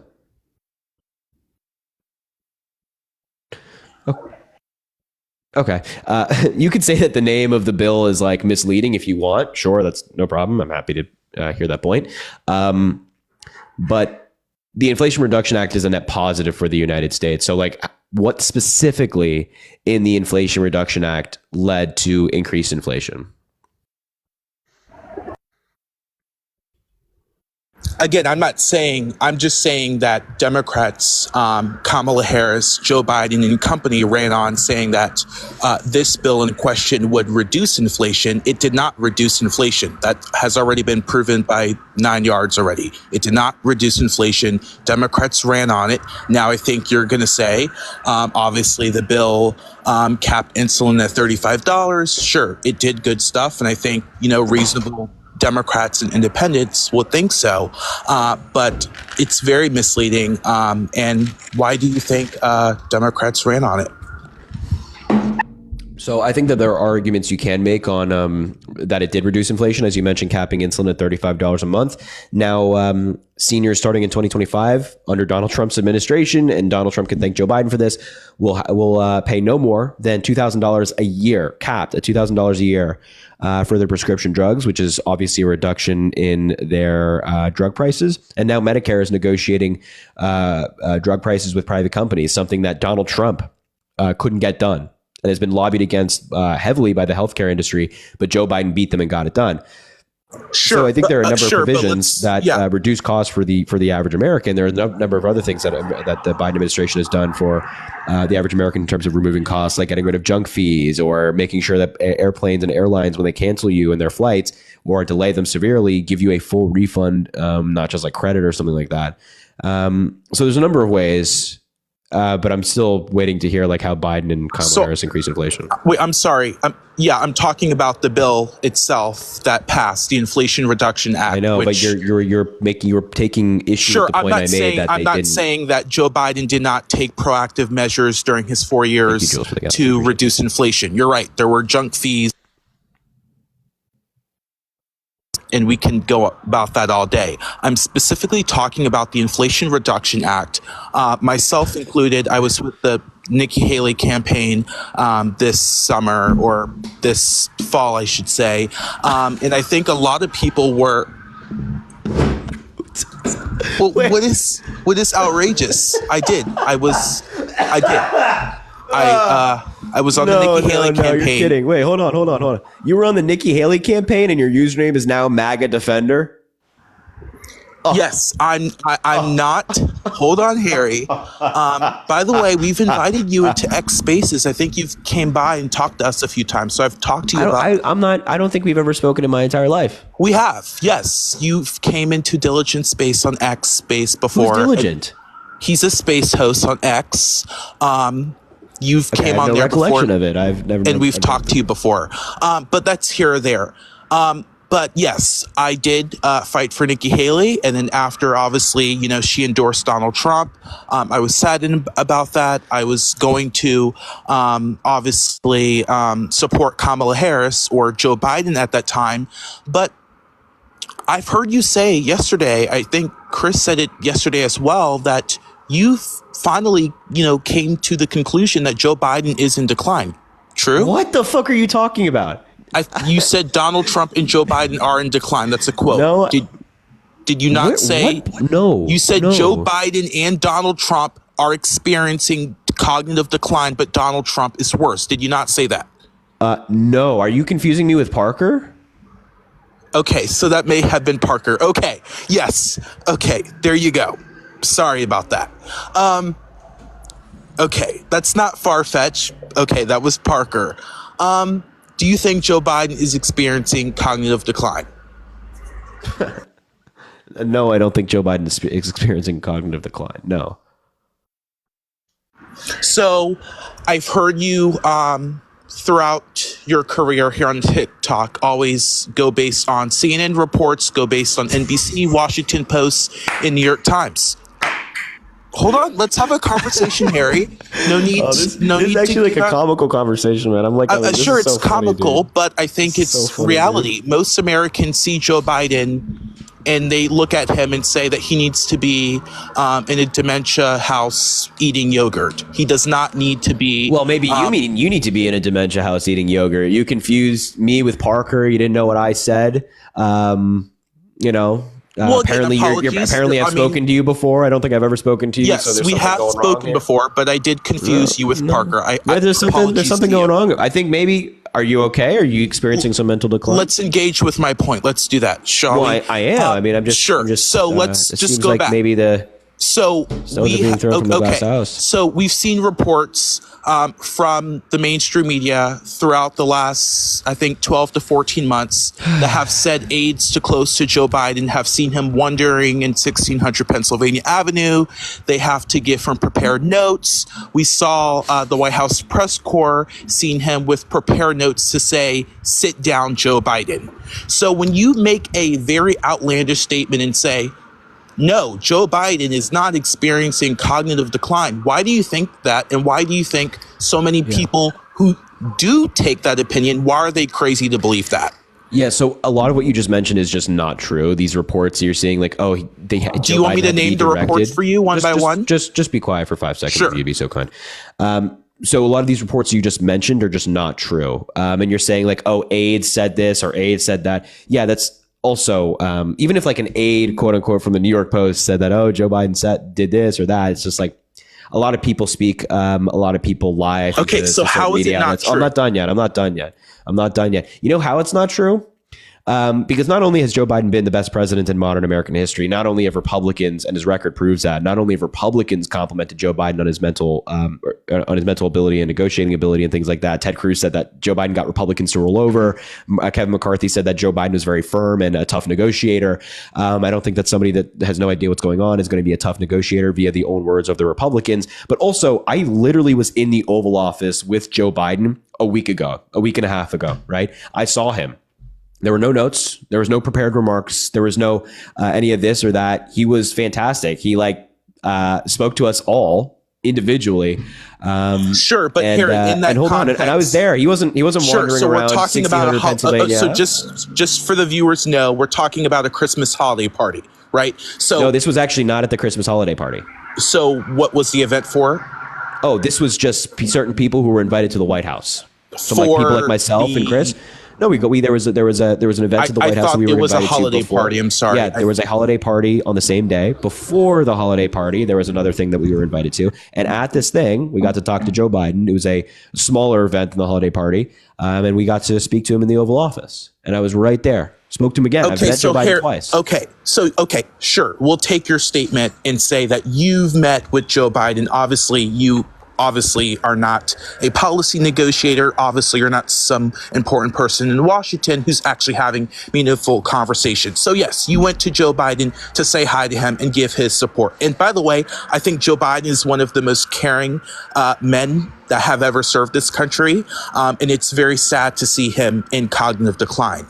But I would just say that that we've seen other people, U.S. senators, I believe Joe Manchin, who have met Joe Biden, who has constantly went on record. I believe he was on with Mana Rajo on Inside Politics Sunday this weekend, saying that Joe Biden is not the same. When he calls him, when he meets with him in the Oval Office, he is not the same. This is a U.S. senator. Sure, I think it's perfectly fair to say that Joe Biden is not the same. It's not just Joe Manchin. But are you the same as you were 10 years ago? I'm in my early 20s, so right. Do you think you'll be the same in 10 years from now? Well, I mean, what do you mean? The same. Just do you think you're going to be the same in 10 years from now? No, I think no. So when Joe Biden is different, hopefully I have my degree in mass communications, and good, that'd be great. So Joe Biden is obviously going to be different from when he's 70, from when he's 60, and when he's 80, from when he was 70. Sure, right? Harry, you're just spewing hogwash here, right? We have seen Joe Biden every day. Nobody is disputing that Joe Biden is different than he was 10 years ago or 5 years ago. Joe Biden is definitely old. Point. I'm not going to argue with that. Hold on. He's aged, and Joe Biden walks slower, he speaks slower, and things like that. Does it mean that he's not fit to serve or that he's experiencing mental decline? Yes, obviously it does mean no, it doesn't. Not fit to serve. When you need notes from your White House aides going into one very few press conference that he does, I believe it was trying to understand to the American people Trying to understand to the American people why Ukraine is important, which I do think so. And that press conference, when you need notes, you're obviously in mental decline. right? Sure, not notes, but anytime some blonde staffer sends the president of the United States a notes and says that they need to sit down and walk left or walk right in their own residence, that is crazy. Wait, that's just nut job. Yeah, this is how I know you know nothing. This is how I know you know nothing about the people who like work in planning. Let's not do ad hominems, Harry. Just engage with the point. I know you can do it. Go ahead. Just listen to what I'm saying. Just listen to what I'm saying before you have a temper tantrum. Just relax. This is how I know you know nothing about the people who like set up for the president and plan for the president. It's called advance. I'm not sure if you're familiar with like politicians' advance teams. What type of notes did Barack Obama have, Harry? Can you just remember those? Can you be quiet for 5 seconds? I know you just I know you can do it. You can be quiet for 5 seconds. So it's called advance. And so what advanced people do, and I've engaged with a bunch of advanced people because they're not only really good at what they do, but I've done stuff with like Biden, for example, where advance was necessary. And they make every single part of a event planned. So where the president sits, where the president walks, when they get up, when they speak, is all planned to a T. So with Donald Trump as well and his advance team, when he is directed to sit, he knows when to sit, or he's given notes where it says sit, or given notes when it says, okay, now you speak, and things like that, right? Because the president is not like rehearsing this before time, because they're the president, they have other things to do. This is what the advance team does to make sure that they're prepared, right? It's typical advance in Washington, D.C. I wonder, there might be people in the chat right now that have done advance for politicians that know exactly what I'm talking about, but I digress. Now, again, if your view is that Donald Trump, or excuse me, having notes means that somebody is in mental. By the way, we can't hear you when you're off TikTok live, so you got to come back. I don't know if you're off of the app or what you're doing right now. There you go. Yes, so if you think that having notes means you have mental decline, then like, what's this? Is that from Joe Biden? No, those are Donald Trump's hands, my man. Okay, I didn't know whose notes those were, but I mean, can you read them? What do they say? I'm not saying that, Yeah, for example. Sure, I'm not. Hold on just a second. Let me just respond to that point, because I don't think there's much clarity that came from that.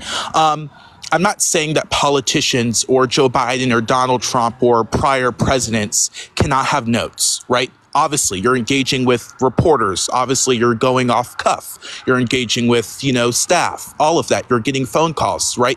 Being president, obviously being commander in chief is a very major job.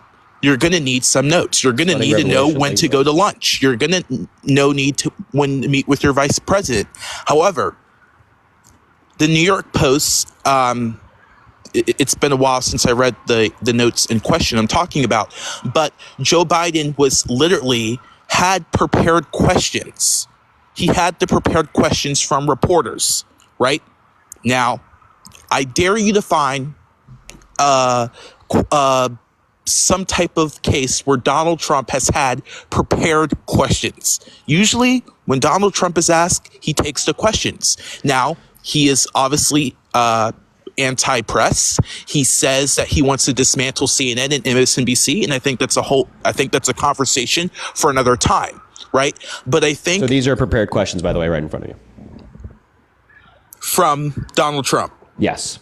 Okay, so you found those questions. Okay, so I guess that would neutralize my point. But it wouldn't just neutralize your point. But back to my first point. No, time out. It doesn't neutralize your point. It demolishes your point.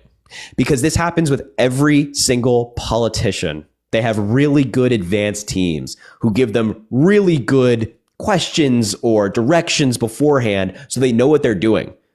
So this is what I'm saying. You have no idea what you're talking about when it comes to advance. So Harry, Donald Trump and Joe Biden do the same thing. And if you're of the view that having prepared questions means that somebody is mentally incapable and that they have dementia or mental decline, then you would also have to argue that Donald Trump has mental decline. And by the way, absolutely. How about this? How about other notes right here? Donald Trump has, yes. Anytime when you say you want to dismantle the U.S. Constitution, again, obviously, you elections, voted for it. Sure, elections are about consequences, right? At the end of the day, Donald Trump or Joe Biden, right? Or but it was Kamala Harris running, or Donald Trump and Kamala Harris, right? So you voted for somebody that you believe has mental decline?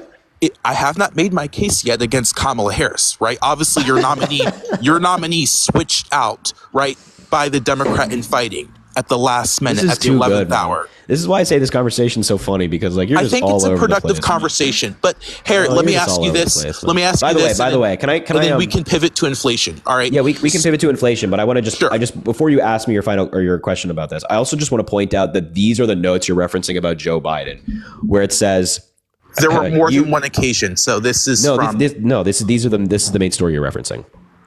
You enter the Roosevelt room. You take your seat. You give brief comments. You ask Liz Scholler a question. You thank participants. You depart. That's just having a good advanced team. Like it's remarkable that you think having like I challenge you a run to through find of a me. meeting is like a bad thing, or it's example of somebody not being able to be the president or whatever you're trying to argue here. It's just having a good advanced team that says, yeah, this is how the meeting is going to run. Because Joe Biden is not before this meeting studying how the meeting is going to go, because Joe Biden's busy being president. So he has an advanced team that tells him, hey, this is how the meeting is going to go. Here's the sheet so you can follow along with the meeting. Think of literally anything else you go to. Think of the meetings you go to. Maybe you're involved in politics, or think about like a church service where the priest has like a list of how the service is going to go. Does the priest not able to run the service? Sure, No, of or course maybe a funeral or This is total something. nonsense. Sure, Like, this is such a bad argument. Those are good examples, but we've seen the questions that were asked by the White House reporters that have covered several administrations. They've said that they've never seen anything like this. So that's why it was asked to Joe Biden. It was asked to Karine Jean-Pierre. It was asked to former White House spokesperson Jen Psaki of why this was happening. And then they obviously issued the same, talking points that you did. So Harry, I guess it is a talking point times 10. We'll just have to agree to disagree on that. Okay. But so this is Harry, going really well for you, man. This is going well so far. I like this. Sure, I'd love to see the clips after. Clip them. Clip the moment where I showed you Donald Trump having pre-prepared questions. Yeah, and then find me the other presidents having those same questions. I bet I can find you other presidents having pre-prepared questions. Okay, but we don't know that offhand because it has never happened. All right. Anyways, so how come? Why do you think Parker? Why do you think he has the same mindset as me that Joe Biden has cognitive decline? I don't know. He's a pretty smart guy. Yeah, do you care to answer? I don't know. I've now talked to Parker about why he thinks this. There's no evidence to indicate it. As I mentioned, Joe Biden has a great record. He's been praised by Republicans. There's a neurological report that was released in 2024 by White House doctors and Walter Reed physicians and neurologists and things like that were conducted on Joe Biden. They found no issue for anything wrong. I'm going to listen to the doctors. So I disagree with Parker. I don't know why he said that. Okay. Anything else you want to talk about? Like any other topics or? No, I just think it's funny how you acknowledge you voted for somebody you think has mental decline. I just think that's funny. That's all. Well, Parker was going to vote for Joe Biden too, right? So, when he obviously was the nominee. So I think a lot of people, we've seen What's your argument against Kamala Harris? Like, why would you vote for somebody?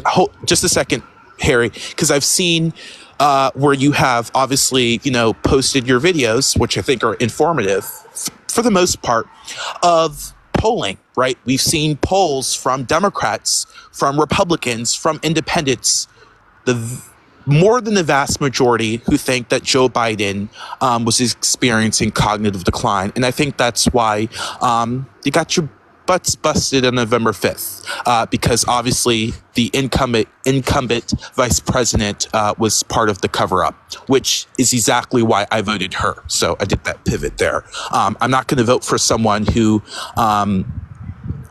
has witnessed cognitive decline day in and day out, and then tries to run her own campaign in 109 days, something like that. And when she's asked about it, say that Joe Biden is the best person I've ever seen. Wait. Why do you think? I've ever seen. Wait, hypothetically speaking, why do you think, if Kamala Harris covered up a decline, why do you think that's bad? If she covered up for the sitting president's cognitive decline? Yeah, why do you think it's bad? I think that's bad because she's not telling the American people that we have a dementia-ridden patient in the Oval Office. Okay, so you're saying it's because it's being dishonest and it's because somebody that's not capable of running the country is running the country? Are those your main reasons? If my understanding is correct? Yes, those are my main reasons. Yes. So you are disagree? hypocritical lunatic. Do you not hear what you just said? If your two arguments for why that's bad is that it's dishonest and that somebody that's incompetent is running the country, you literally acknowledge that you voted for somebody who's experiencing mental decline. So clearly you don't care about that because you enabled it and voted for it. So I don't understand how you can make that argument while also saying, yeah, I voted for Donald Trump, who you believe has mental decline. And then also, hold on, I'm not done yet. Point. If your argument is also that it's dishonest and lying to the American people, you literally voted for Donald fucking Trump, who told over 30,000 lies during his presidency, lied about the 2020 election, lied about the FEMA response in North Carolina, made it incredibly hard for people who have been victims of the hurricane and the natural disasters to get the aid that they need. He lied about Obama's birth certificate. He lies about inflation. He lies about tariffs. He lies about everything. What you just said is possibly the most hypocritical thing, and you walked right into it, face first into the wall. I think you thought that was a good point. This is you. This is the wall. Nice. I'm glad you can make your pictures. Well, sometimes demonstrations help people understand more. Create a book. So no, I don't think it's a good point because it's not. Sure, I have acknowledged that, and by the way, talking about Donald Trump, yes, he's a pathological liar. We have never seen someone in politics like him lies. I mean, he lies about lying, right? That is true, right? And that is a turnoff for a lot of voters, and I do acknowledge that.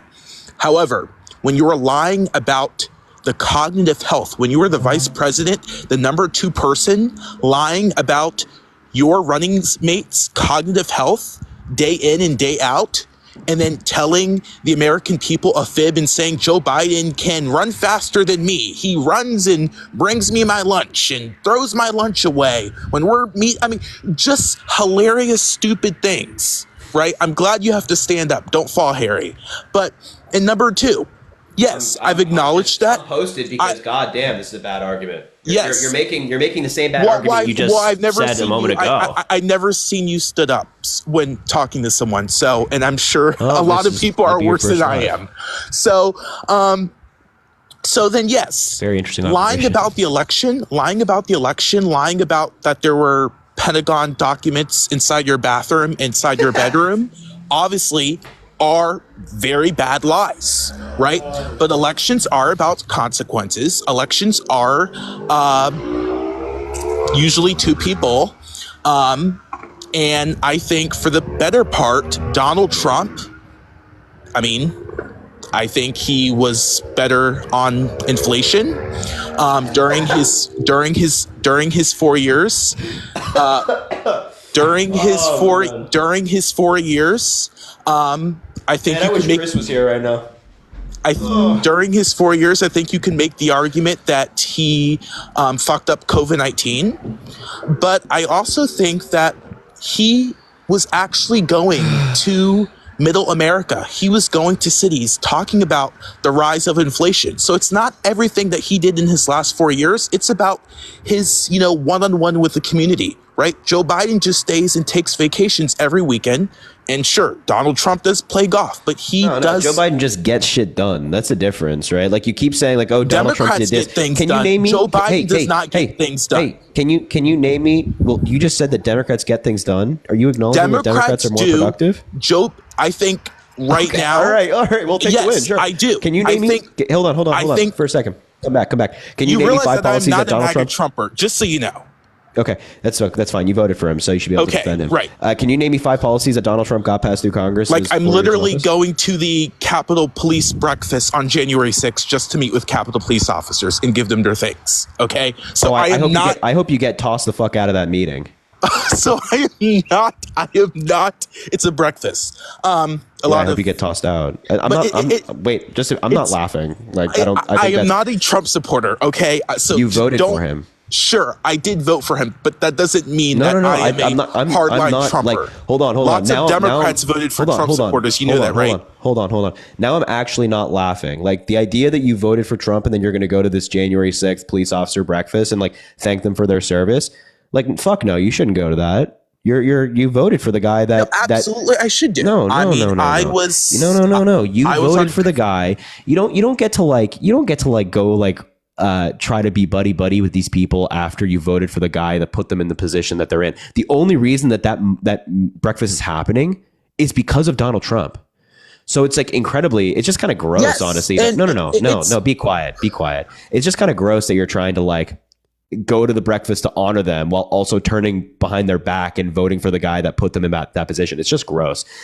Well, let me just issue my rebuttal because I wrestled with that fact, and I was, I believe what was I doing on Christmas break in my first year of college? Home for Christmas, and I saw what happened on January 6th. Right, I was disgusted. It's one of the worst things that I've seen. Right, I'm 23, so 9/11 is not really in my purview. Sure, right. I do fault Donald Trump for that, and I do praise Mike Pence for that, right? And I think there were, and I do appreciate that there were a lot of Democrats who honor the good Republicans like Liz Cheney and Adam Kinzinger, and I think that the fact that there's retribution from Donald Trump and company is sad. However, at the end of the day, this is about election. This is about kitchen table issues, and I think Joe Biden has. Wait, just to be clear, you can't name 5 policies that Donald Trump got passed through Congress when he was president? Oh, I'm sorry. I didn't even hear the question. Could you do that? So 5 things that Donald Trump passed. So let's start. We can start with the tax cuts, right? That was passed. I'm not saying it. I'm not giving my positive or negative view of them. We can start with, lots of the, hurricane disaster, right? That passed during you asked me a question, so I think I can include that too. Sure. Okay. Hurricane disaster relief. Sure. We can talk about infrastructure. Week never happened. No, he didn't get an infrastructure bill done. That never happened. Joe Biden did, by the way. Hard. Joe Biden it is did. hard. But you can't. So, like, here's the problem. And I am not a hardline supporter of him, right? You voted for him. You keep saying I'm not a hardline. It means fucking nothing to me if you're a hardline supporter or not if you voted for him. Because that's what it comes down to. You can keep saying, oh, I'm not a hardline. You voted for him. You voted for him. So I couldn't, and your fucking username is MAGA Defender. Give me a break. I'm not a hardline supporter. MAGA Defender username. Give me a break. You can't name policies because Donald Trump didn't get anything done. Joe Biden got done infrastructure, which you just mentioned or tried to mention for Donald Trump and then realized it never happened. And the idea that Republicans are like better at this whole governing thing than Democrats has been debunked by this conversation we're having right now. Thank you for the Thank you for the sunglasses, by the way. Which is, he left. I would leave too. I'm going to finish my sentence though. This conversation his own argument was debunked by the conversation we're having right now, which is we can acknowledge, he just said that Democrats get shit done. He just said that. He said Joe Biden didn't, but Democrats did. We'll take the win, I guess, where you get it. But that he couldn't name policy that Donald Trump got done. It's embarrassing. Wow. That entire conversation, he was just walking into walls, man. Wall after wall. You'd set the trap and he would just, especially with that whole Kamala Harris lying about Biden point. I feel like he just face first, man. And they said that I've talked to him before. I'm like, I gotta be honest, guys. I'm like, really, really certain I've never talked to that person before. So I don't know what to make of that. Kalia, thanks for the $2. You give me faith in the future. Thank you. You give me faith. Hope you know that. It says it's a two-way street. It's not one way. It's two-way. Abby, thanks for the $1. Don't read out loud. Oh, Abby, you're so kind. I appreciate you. Sydney, thanks for the $10. Love your live. Sydney, thank you so much for being here. It means a lot. It's very, very kind. And thank you for the $10. Jesse, thanks for the $1. Just checking. Is this you? Yes, Jesse, it is me. I would also advocate for people, if you want to go to the Venmo, Cash App, or PayPal, there's absolutely no pressure to do so. But the best way to do that is through the link in my bio. It takes you directly there because there's a lot of people that pretend to be me, Chris, Dean Parker on these apps. So if you want to be 100% certain, that's the best way. So I'm just putting it out there. Presley, thanks for the $4. Love what you're doing in the world. Do you have a public sources available that I could look into and learn more and forward to others? I don't have a document that I can share. I know people have asked me to make one before. I actually do on my notes app have a doc of all the different debate sources that I use to quickly pull them up, but maybe I'll make that in a doc and make it public. That's not a bad idea. Amy, thanks for the $5. This has been a rough year, and you become one of my go-to comfort creators. Thank you for being a source of sanity among the chaos. Big love from California. Well, Amy, you provide a level of sanity for me too. I hope you know that. Literally every single one of you individually. So it again, two-way street here, but I appreciate you. And man, I love California. I'm jealous you're out there. Katie, thanks for the 69 cents. Hey, Harry, we all love you so much, and we all say hi. And P.S. It's the team, not the crew. You're right. I forgot it's a team. I guess I said crew like more informally, not as like that's your name, but yes. Reese, thanks for the 1 cent. Are you aisle 10 at the store? I dropped my citrus and I heard you like pick up limes. Reese, thanks for the another cent. Harry, you're lacking pickup lines recently. Here's another. Are you Harry's assistant? Because I'd like to make some policy changes between us tonight. Monet, thanks for the cent. Hey, Harry, our parking ticket because you've gotten fine written all over you. That's back to back. Why? Hannah McDonald, thanks for the 2 cents. Are you from Tennessee? Because you're only 10 IC. My God, it's like back to back to back. Tyler, thanks for the $5. Looking forward to watching your lives every night. Thank you so much for the educating you've done for me. I've picked up great debate skills from you two. And my family members, my family members don't even start with me anymore. Keep doing what you're doing, bro. I appreciate you so much. Hey, that's awesome, man. Is that the Boston Celtics? Oh, man. The Boston Celtics profile picture. Got to work on that, Tyler. But I appreciate you. I'm glad you're crushing your family in debates. That's awesome. Hannah, thanks for the 50 cents. Do you have a map? Because I'm getting lost in your eyes. Go. Thanks for the $3. Parker always clarifies that it's due to age, and Trump is the same, even more so. He always clarifies. Well, yeah, I mean, I disagree with Parker on that. We've talked about this before. Or I think it was like a long time ago that we've talked about this. But Parker's not saying that like out of bad faith. I don't think, you know what I'm saying? Katie, thanks for the $1. Harry, it's a team here. Can you please say la, la, la, la, la, and low, low, low for us? It's an inside joke and we love for you to be in on it. Well, there you go. Hope, thanks for the $1. Having run multiple political campaigns myself, this dude is an intern at best. Sounds like it, Hope. I mean, if you don't know advanced, then I can't help you. Anna, thanks for the $5 again. Can you do me 2 favors? The team wants a British accent from you. And can you also give me a song for the next edit? I can't, no chance for a British accent. There's no way I'll break that out. But song? Hijack ASAP Rocky. Hijack ASAP Rocky. Trisha, thanks for the $2. I work at a bookstore and tell people Trump and RFK books are out of stock. They aren't. That's funny. Colin, thanks for the $5. Even more G shit. Dosky, thanks for the $5 as well. Parker never said Biden has cognitive decline. Yeah, I mean, I think that guy was obviously misciting Parker. Cadence, thanks for the $5. Love you. Thank you so much for everything. The team says hi. Tell the team I said hi as well. Tatiana, thanks for the $1. Paralegal. I do the same notes for my attorney. Well, there you go. Being prepared is not bad. Being prepared is not bad. By the way, Val in the chat, I can't invite you up. You don't have live access, or at least it doesn't allow me to, unless you're in the box. Wait, what the? Is this that person? I'll bring him up. We'll see. Trisha, thanks for the $2. Look like you're feeling better. Yeah, I definitely feel better, which is nice. So can't lie. Venus, thanks for the $5. Do I switch to your side instead? Yes. Yes. Oh, okay. So this person is not that old guy. Monica, thanks for the 7 cents.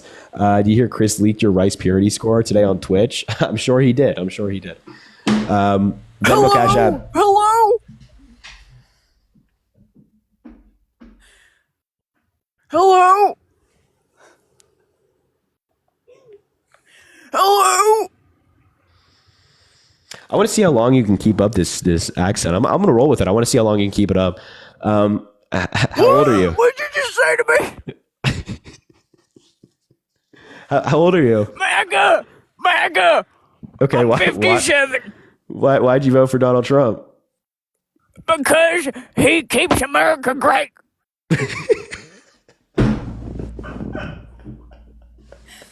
He's a real man. Like you. Oh, wait. Who do you know Parker, Dean, and Chris? Yeah, they're not real men. Who do you dislike the most out of all of us? You. Oh, me? Okay. But I hate Dean. I hate that man. I hate Dean. You hate Dean. So does it go like me, Dean, and then who else? Who do you like the most? I've respect for Chris. Oh, you respect? Yeah, smart man. Why do you respect Chris, but not like Dean and Parker and I? Because he's a real man. Oh, so wait, Chris is a real man. Yeah, that's right. You heard me. So what makes Chris a real man and not like Dean, for example? He's just a great man. Okay, you gotta go. You're gonna damage your voice with this. No, Man. What the fuck, man? What is going on? Oh, yo, Abby, thanks for the $1. Yeah, I bet you can. Alex, thanks for the $5. I know you're straight, but maybe we can make you a swing state. Golly, I don't know, man. I think I'm gonna have to stay a straight state, I guess. I don't know. I'm as generic as they get, straight white guy. I know. Noah, thanks for the $1. Hey, Harry, dude, I cannot read that out, bro. I cannot read that out. You look small, by the way. You look tiny. Jennifer, thanks for the $4.44. I appreciate you. All right. If you're MAGA, let me know in the chat. I'll bring you up and we can talk and you can tell me why on earth you're MAGA. And we'll go from there. Man, that person was really dedicated, man.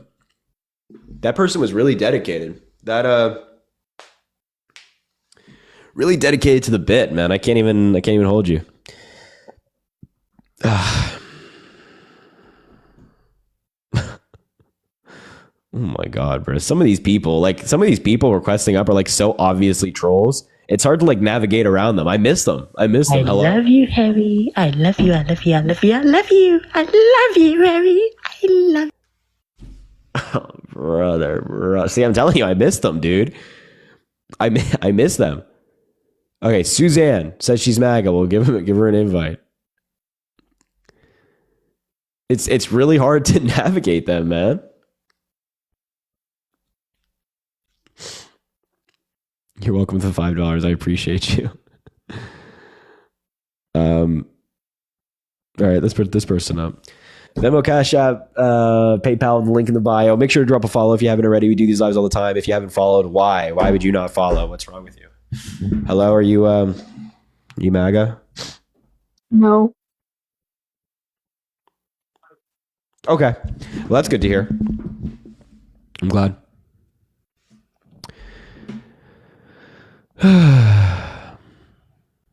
Tonight is on a roll, says Carrie. Yeah.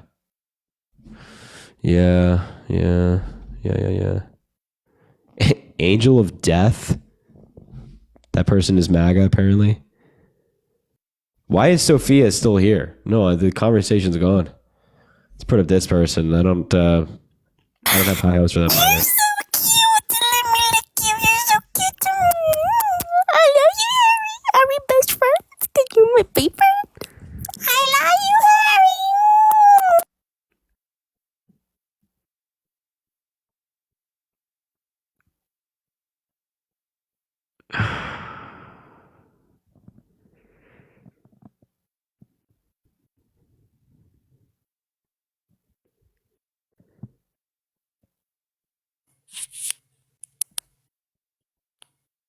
Are you MAGA? Did you vote for Donald Trump? Can you write my letter of recommendation for my NYU application? Yes, I can. Please. Yeah, well, yeah, sure, yes.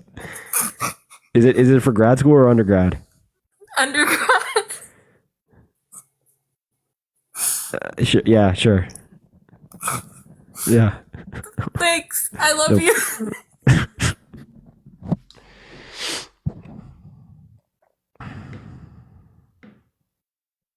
Arnita, thanks for the $5 standing up for truth. I appreciate you, Arnita. That's very kind. Caden, thanks for the $1. Stance on H-1B has me completely regretting.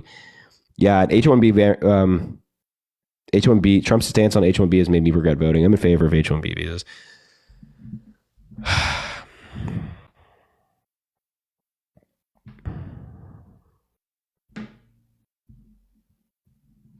Republican over Democrat.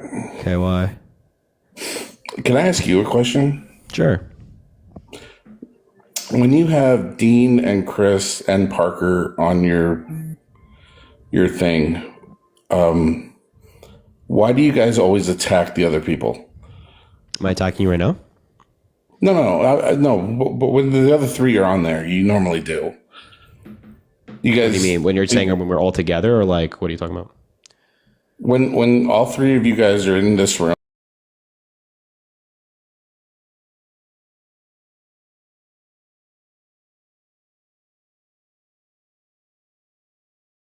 I've had Parker up here, I've had Chris up here, and when somebody's being like engaging in a normal way, like we have no problem talking to them. But if like somebody's going to come up here and be rude and like be really hot coming in, then we're going to match their energy. We're not going to like give them respect and sit here nice and quietly and respectful if they're not going to be. I understand that, but I've been in your live a couple times watching, and you guys have done that. Yeah, I mean, I'm not going to say that like we've been perfect, like 100% of the time. We haven't been like mean to somebody we probably shouldn't have been, but like, you know, I'd say the most part, the overwhelming majority of the time, if there's somebody up here that wants to engage in like a respectful way, we have no problem doing that. Okay, you're 20, correct? 22. 22. Yeah. So your first election was the first time Trump came around against Biden, correct? Yeah, so I voted for President Biden, yep. Right. Okay. And before that, have you ever had any kind of distastefulness or hate to Trump? Yes. I started getting involved in politics when I was like 15 or 16 years old. So when Donald Trump like first got elected, I didn't really know much. I was kind of like paying attention to politics, but not much. And then from then on, during his presidency, I researched him a lot. So I was like very much excited for Donald Trump to leave office. Okay. What do you hate about Trump? I hate his policy. I hate who he is. I hate his morals. I hate how he makes fun of people. I hate how he like insults people and bullies people. I hate his immaturity. I hate the way that he speaks. So I hate a lot about Donald Trump. Do the liberals do that as well? Is it all semantics? I don't think the liberals do anything similar to that of Donald Trump. There's not a single Democrat out there that does something similar to Donald Trump now, in terms of anything I just mentioned. It's literally, they do the same thing. Republicans do it. Here's the thing with Trump, though. He pisses everybody off. He pisses the right off as well as the left. Okay, so maybe he just shouldn't be president then. So you would rather have Kamala president then? Yeah, I'd rather somebody that makes people happy be president as opposed to somebody that pisses people off, right? Well, here's the thing with that, though. Like, when Tulsi Gabbard ran against Hillary Clinton, me being a staunch Republican, I really liked Tulsi Gabbard. Did you not know that she ran for a Democratic nominee? No, I didn't. She didn't run in 2016, if my memory serves me correct. No, it was 2020. So she didn't run against Hillary Clinton. Oh, 2012? Yes, she ran against Hillary Clinton.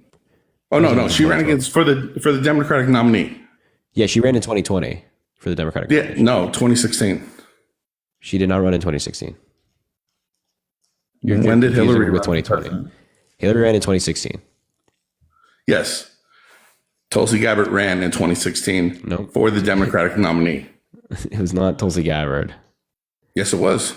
It wasn't. She ran in 2020. No. Yes.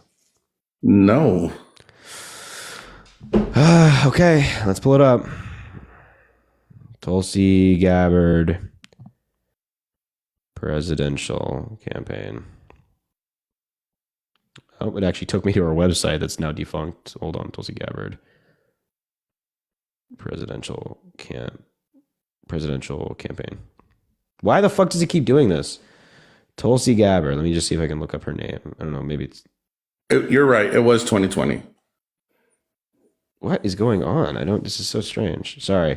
Yeah. Okay. 2020. Yes. But at that point, she was a Democrat. Mm-hmm. And I listened to her and I stood behind a lot of things that she said. Why do you think she left the Democratic Party? Because she's power hungry. Because she's power hungry? Yeah. Like anybody that's principled and a Democrat is not going to like switch sides to endorse Donald Trump. Could it be that the Democratic Party has become so radical? No. I mean, like maybe she sees it that way, although I highly doubt it. There's nothing about the Democratic Party that's radical today. Yeah. AOC In terms is of, not like, mainstream- radical. No, I don't think Ileana AOC is Omar radical. is not that radical. No, I wouldn't describe these people as radical. I'd say, like, first of all, like AOC is not as far left as Ilhan Omar. I think Ilhan Omar has like definitely some views I disagree with, but radical, like, no. Like, people like Donald Trump are radical.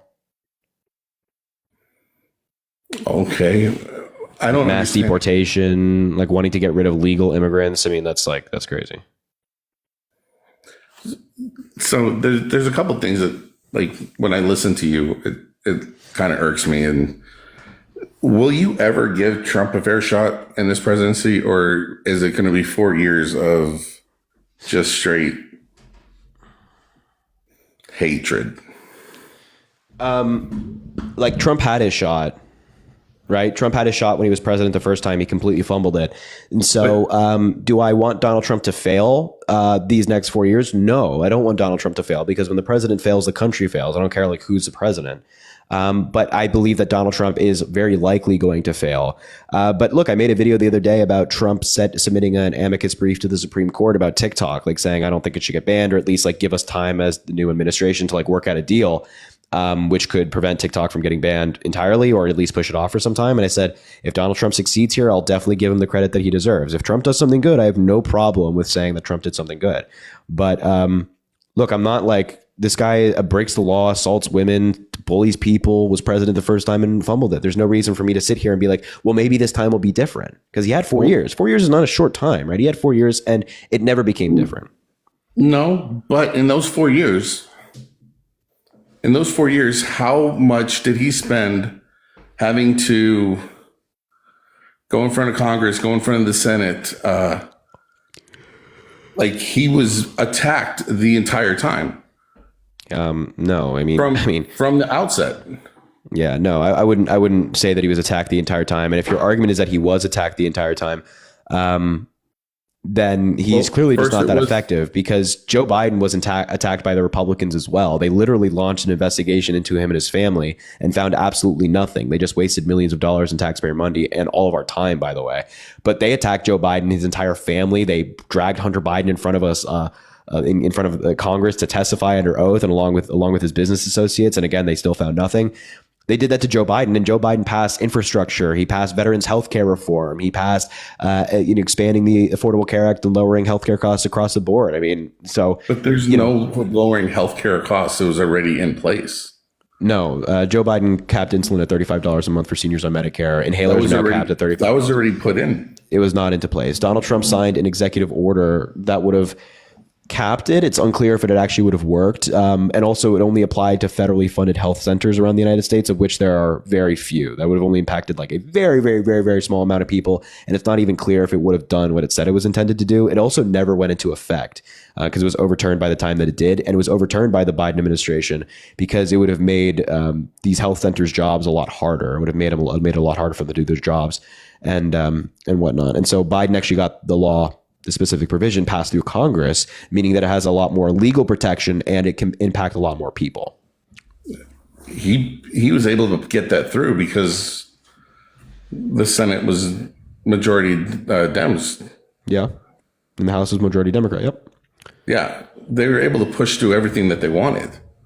Well, not everything. I mean, the filibuster still existed, so Republicans blocked a bunch of policy. But if your argument is that, like, oh yeah, Joe Biden was able to get this done because he had the House and the Senate, Donald Trump also had the House and the Senate and had bigger majorities in his first 2 years in office and didn't get anything done. But the entire first 2 years was the Democrats going after him, saying that he cheated in the election, Russia collusion. Then it was, what was after that one? Well, for the record, Russia did interfere in the election. I'm not saying that Donald Trump Hillary's on whose part? Trump. It was not Trump. Yes, it was. We'll cite that one. Yeah, the Mueller report or the bipartisan report from the Senate Intelligence Committee, which is made up of Democrats and Republicans. That was Hillary. Hillary did not control the Senate majority. Russia colluded with Hillary. Okay. All right. So please explain that one to me. How did Hillary collude with Russia? That was 2020. That was what? I mean, if we're, you know what, we're just making stuff up now. I think Donald Trump colluded with Azerbaijan. I think he colluded with them. Or who else? What's another country that we can just pull out of thin air? Kazakhstan. That's what I think. I think he did that. Go ahead, everybody. In your comments, make your own conspiracy theory up. Look at China. That's a rabbit says China. So how did Hillary collude with Russia? Please describe that one to me. I can't hear you when you go off the app, by the way. So you have to be on TikTok in order for me to hear you. Just as a fun fact. I know I don't have a second phone or a tablet that I'm able to just go back and. Well, do you have anything you can tell me that you think that she did? Oh,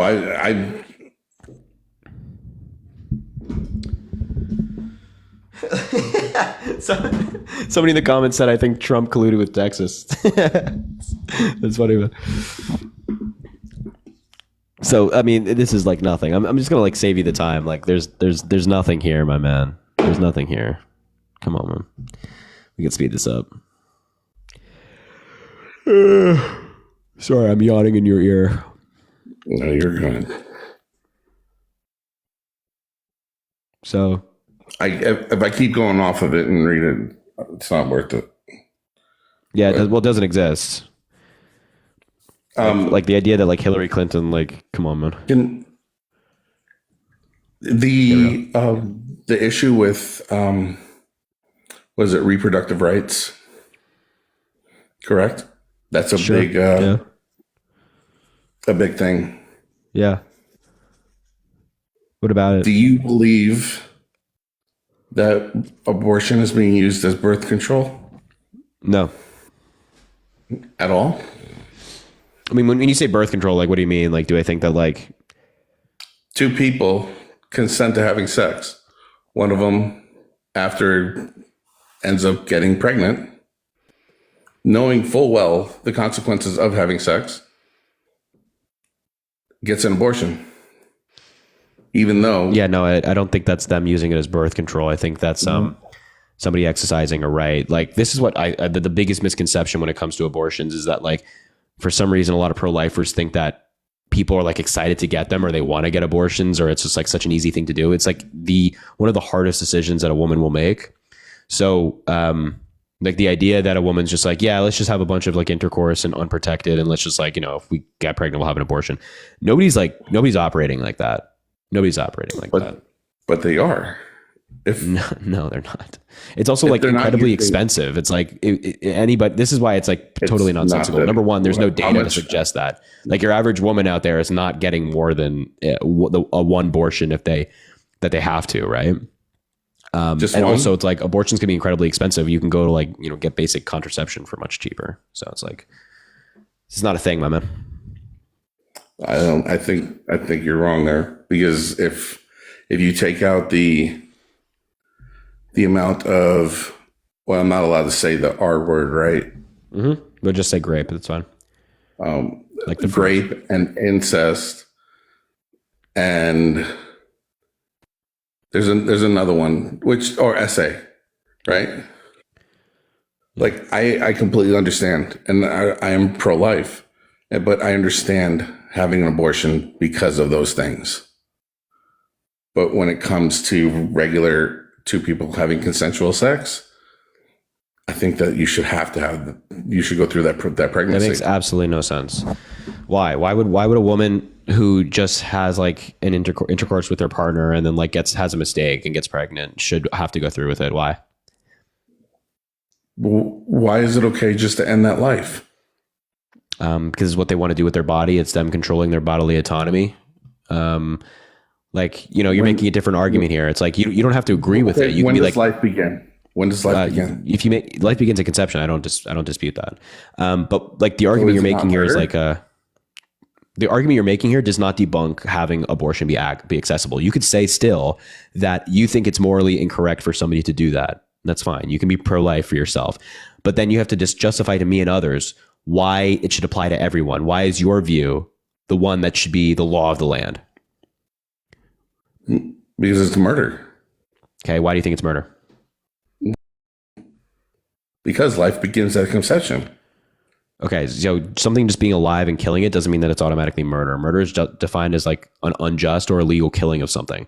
So there are plenty of instances of where someone's life is taken where you wouldn't classify it as murder. For example, when someone defends themselves against homicide? no, no.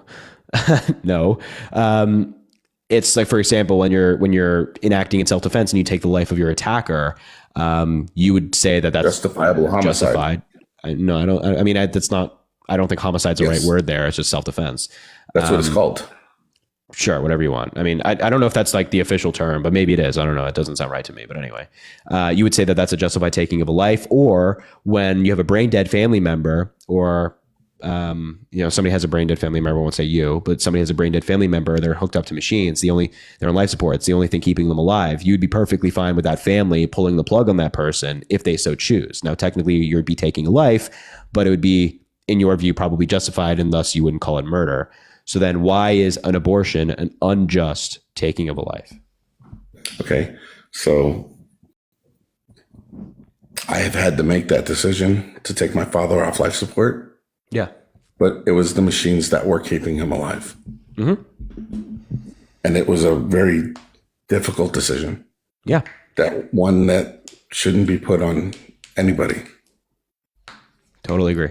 But again, a machine was keeping him alive and not his body. Because if his body was doing what it was supposed to, then he wouldn't need a machine. Yeah, but that doesn't refute the argument. Are you equating a woman's body to a machine? No, that doesn't refute the argument. You're talking about life here. The fundamental of your argument is life. You're saying taking a life, whether that life is hooked up to a machine or in the uterus of a woman, is still life, right? So how is it an unjust taking of a life? Because the brain dead patient's still alive, technically speaking. They have cellular life. So how is it an unjust taking of a life? Because they're not alive. They are alive. They're technically living. Yes. If a machine is keeping them alive, are they alive? Yes, they are alive. They still have brain waves. They're still functioning. I mean, functioning. In There's terms of zero they're being brain alive. waves. No, they're still alive. There's a Glasgow coma score that literally. Wait. Just let's get to the basics. Do you refute that they're alive or not? They are not alive. So somebody that's hooked up to him. So before you pulled the plug on your father, he's not alive. The machine breathes for them. There are no brain waves. So wait, just to be clear, you thought your father was not alive before you took him off life support? Excuse me? You're saying that your father was not alive before you took him off life support? Because he's still medically alive, but you think he's not alive. He wasn't alive. Okay. You'd have to be in that position to understand it. No, you don't. You can just understand the science of yes, they're still technically alive. Oh. Both legally and medically, they're defined as alive. No, you don't understand. So then you can keep somebody on life support well over their expiration date then. I don't know the science behind all of it as to what life support is and when it can be used, but because I'm not a doctor, but in terms of if somebody is on life support, they are still technically alive. Yeah.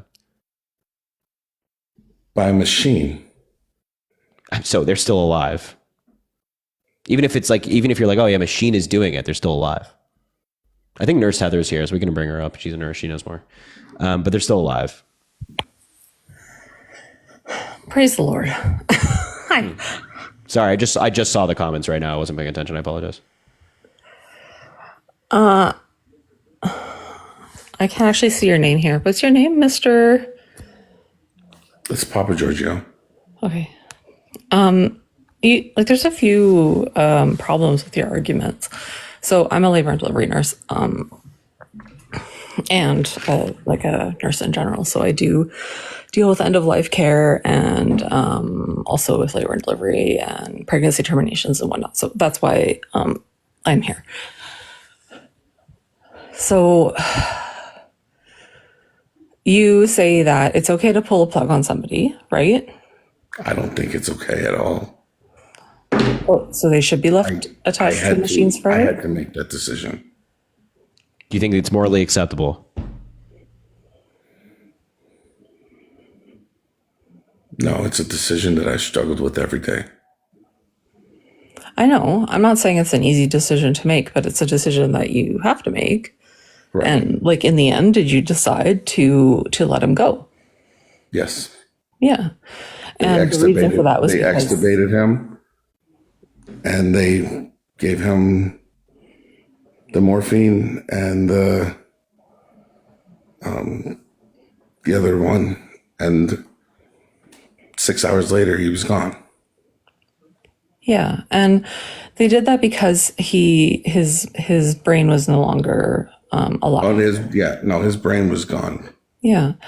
So He had white spots on his brain. They gave him a Glasgow coma score of 3. Yeah. Well, I mean, we can't even ascribe a Glasgow coma scale to a fetus, right? So especially on an embryo.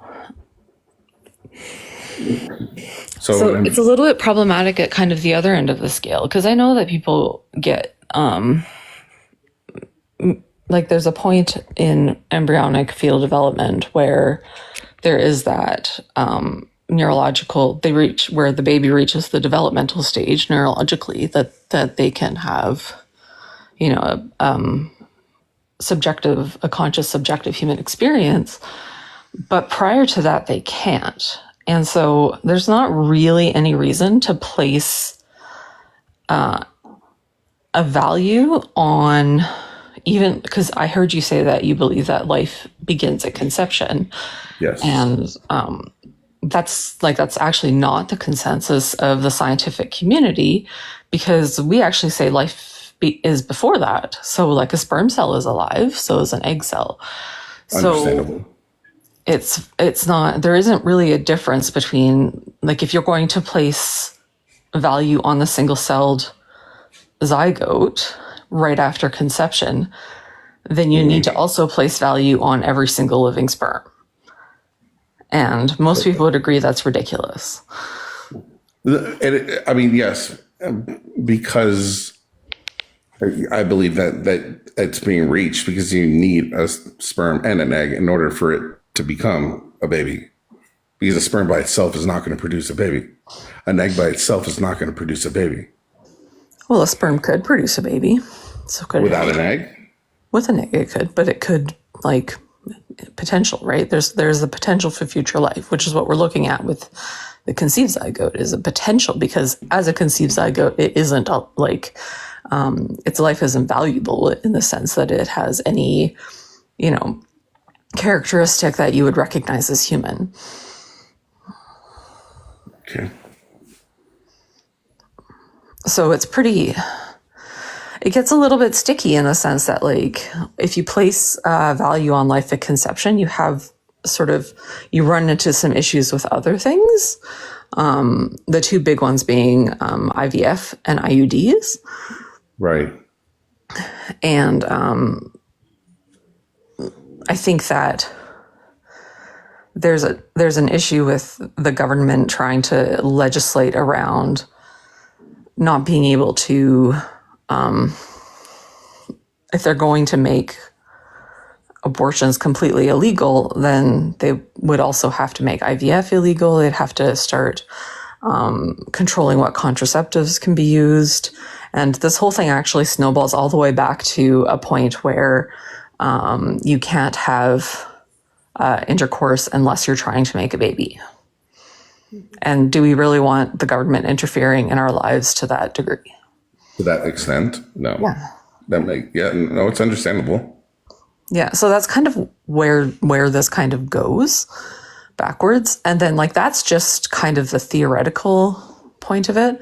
The real life issue is that since the overturning of Roe v. Wade, so many women have lost their lives, right? And it's like there's actually been more abortions rather than less. Mm-hmm. Well, the whole thing was, you know, the government needs to keep their hands off my body, correct? Well, that would be amazing, yeah, but they're not. And But they did. They put it back to the states. which is not a good thing. Right? So like you don't want like murder to be left up to the states, right? No. There's other things, right? But it is up to the state. Murder? But there's No, it's also not. federal. So it's state prosecution. It's not federal. Murder's a federal crime, isn't it, Harry? Well, yeah, I mean, it's yeah. both. Yeah. But it's not, unless it was, at certain point or certain murders are federal, but everything is on the state. The state brings the charges. It's not the federal government. Well, it depends on the murder. Yeah. But murder is usually a state crime. But if it has like a racial undertone, like somebody did it because of it was race, it can be federal. Yeah. With enhancements. Yeah. Yeah, and the other example that people use is like slavery, right? What about slavery? Well, it's that's a federal law that you can't own people as slaves. Well, yeah. So you wouldn't want to leave that choice back up to the states. Like if you had one state that, 55% of the people decided that they wanted slavery, that would be okay. No. Yeah. I'm not a fan of slavery. I don't believe in slavery. I also don't think that there's. So then why would you want abortion to be on a state level? Slavery is on a federal level. Yeah. But you're saying like you're praising Roe v. Wade being overturned, being like, oh, it gives it back to the states. It's like, why would you then want it to be on a state level? Like, why are you okay with like, you don't understand what I'm saying? I don't have to keep rambling, but why would you want it on a state level? Why am I happy that things are on a state level? Yeah, because under your view then, under having abortion on a state level, then a woman in New York has more rights than a woman in North Dakota. And a woman in North Dakota might not be able to get a life-saving procedure like a woman in New York would be able to. Or a woman in North Dakota who's assaulted might not be able to get that exception if they even have one in North Dakota, like a woman in New York would be able to, except the woman in New York, there would be no exception. She could just go get an abortion if she wanted to. So you're advocating for unequal rights here. You're comparing abortion to slavery? No, we're talking about, that would be a constitutional question of like, this is a separate question. I'm talking about like comparing of rights of like North Dakota to New York, or just like women generally in some states having less rights than women in other states. But when it comes to like the constitutional question of that state is the ones that vote on. No, not necessarily. Not necessarily. No, in lots of the states, they've never had the chance to vote on this. Yeah, like for example, a bunch of states had trigger laws that were passed like decades ago, right? That said that if Roe v. Wade were to be overturned, automatically this law goes into place. So plenty of these people in these Republican states have had no opportunity to vote on these laws, and these women were just all automatically under these archaic, weird pro-life laws. Well, this November we had one here in our state that we had to vote on. Yeah, in Florida, and that's Florida. I'm presuming you're referencing Nevada. Right? Nevada. I'd pass in Nevada, yes or no? I'm pretty sure. Yes, I believe so. Yeah, but like take a look at Florida, for example. Florida had an abortion measure. It got 57%. It still failed because it needed to pass 60. It needs 60. Right. So a decent majority of the state of Florida still wanted it, and they still couldn't get it done. Right. And there were other attempts in other states like Ohio for this to be prevented from happening. Like they tried to like reform how much is needed for a ballot measure to pass in Ohio. The legislator did. They failed, thankfully. But they tried to get it off the ballot altogether. So the point is that it makes no sense to have like unequal rights when it comes to women's health care, things that can be life saving, where a woman in North Dakota may not be able to get the same life-saving care that a woman in New York would able to get. It also makes no sense. Like you can be pro-life for yourself and your family. You might be like uncomfortable with the concept of abortion. That's perfectly fine. Nurse Heather herself is quite literally pro-life. But not want it to be applied to everybody else and forcing your views on everybody else? Yeah, like that's the definition of being pro-choice, right? So like my personal choice for myself and my body, I wouldn't choose to terminate a pregnancy just because. But I don't get in the way of other people making that choice for them. In fact, I help as part of my job. So it's something that the thing that bothers me is what's happening to your maternal mortality rates in the states that have these really bad laws. So, I mean, like everyone uses Texas. I was actually looking at the stats, I think the day before yesterday, and I think someone was talking about like anecdotal issues around undocumented migrants committing violent crimes, and like on a case-by-case basis, and was basically saying over and over again, like, we don't need to talk about what's going on with abortion because like that's not that big of an issue. Instead, we need to talk about these people that are losing their lives to undocumented migrants. And she brought up about 5 cases or so. And while I was listening to this, I went and did some research just to Texas alone, and was able to I had to do some stats and things, but I came up with about 80 cases where women lost their lives for pregnancy-related reasons in Texas in 2023 alone. So the issue is that it's like it's an epidemic, right? Like your maternal mortality rate is like 55th in the world, in the developed world. It's plummeted like I think. Can that also be attributed to how young people are and what the maternal instincts and the maturity level of these women is not what it used to be? I would say no. Like they're drinking and smoking and doing all these kind of things. And you want to give them putting themselves in harm's way? Is that possible? Oh, you're saying while they're pregnant? Yes. Well, typically women, so you're talking about like teenagers or something like that? Yeah. Yeah. So if we have teenagers that are engaging in dangerous or problematic behaviors, I think the last thing that we want to do to them is saddle them with a mandatory pregnancy, right? So it's not helpful to anybody, them or the baby, to then put them through a pregnancy. So like you probably could attribute some increase in mortality to that kind of thing, because those the outcomes aren't going to be very good if those girls if they get pregnant and they can't access, safe terminations. Yeah, their outcomes could be not good for them, and more likely not good for the baby. That's where you end up with like babies who are addicted, and it gets ugly. So it's typically better to just give them access to healthcare.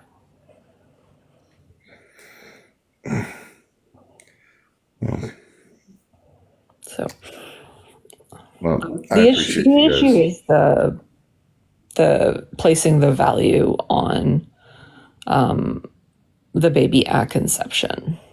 And like I've heard a lot of other people say that a embryo or a fetus has no value prior to viability, and I don't believe that. I mean, I think that they do.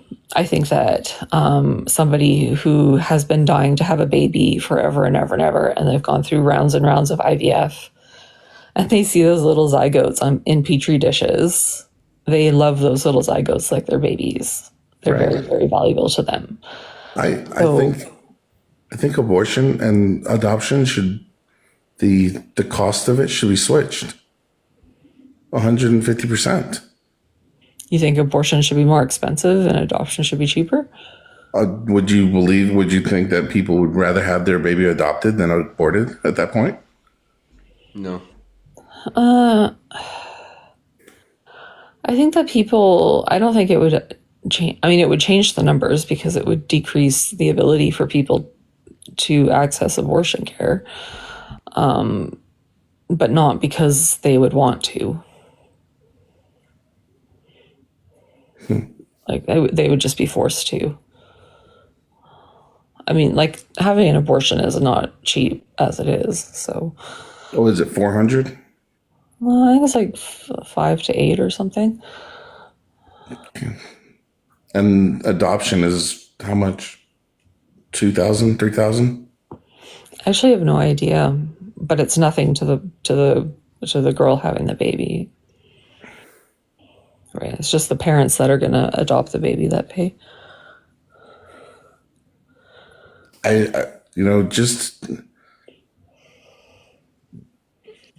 understand that there are points to having an abortion again for rape and SA and incest. I completely understand that.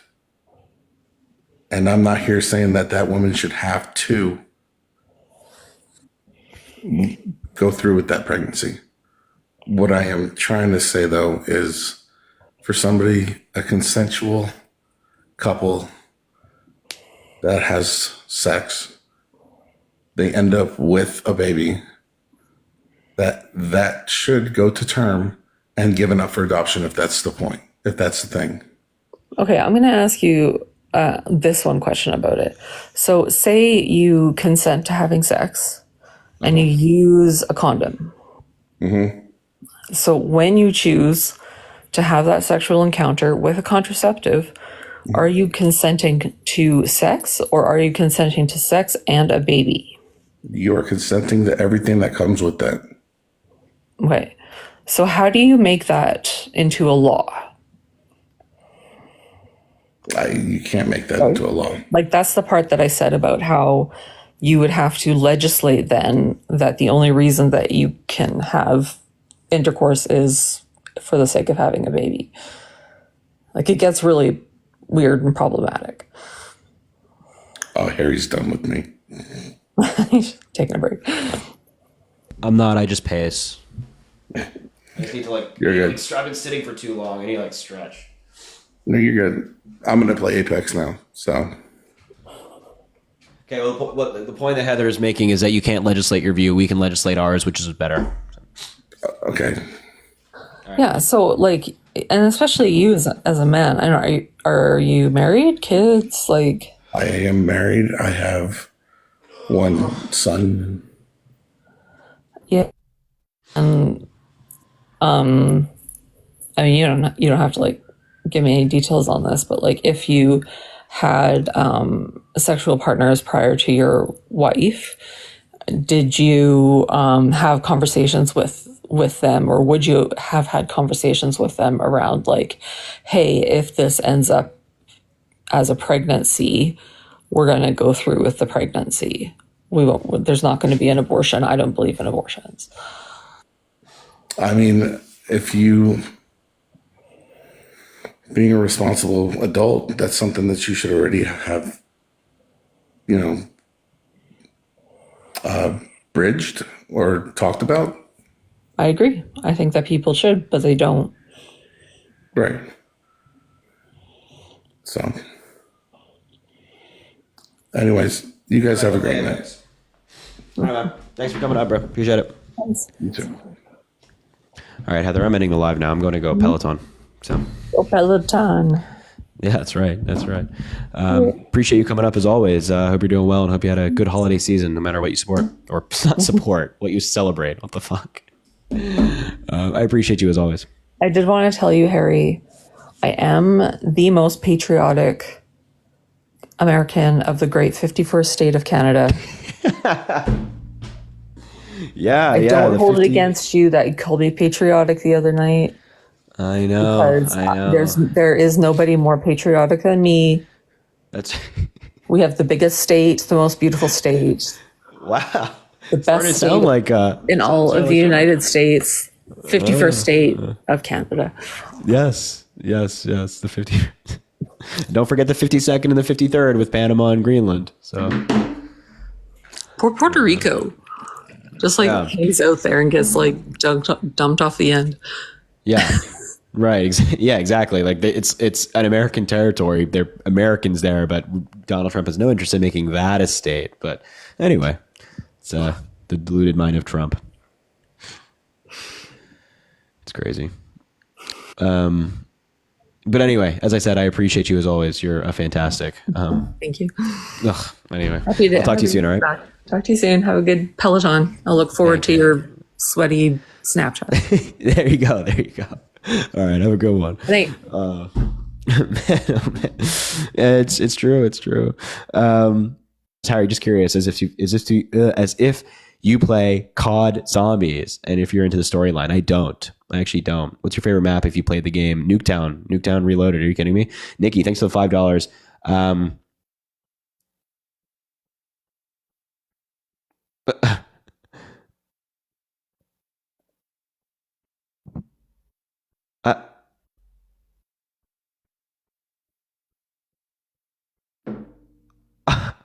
Nikki, I won't read this out loud.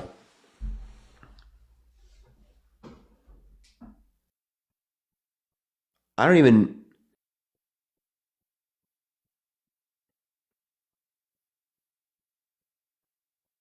I don't even know. Honestly, like, I don't even know what to make of that, to be honest.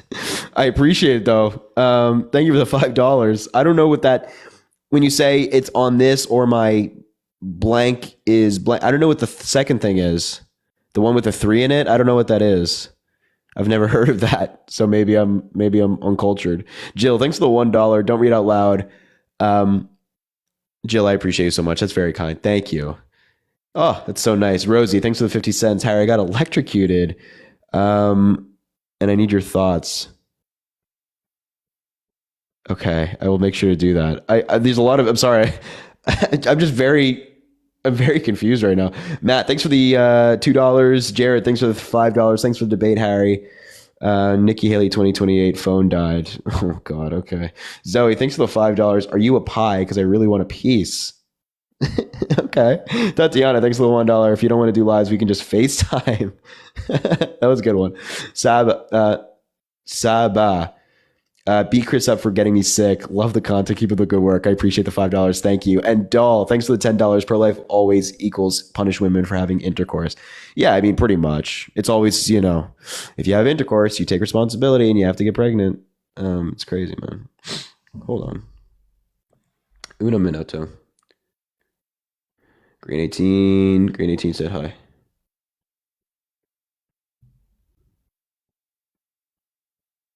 Bro, what?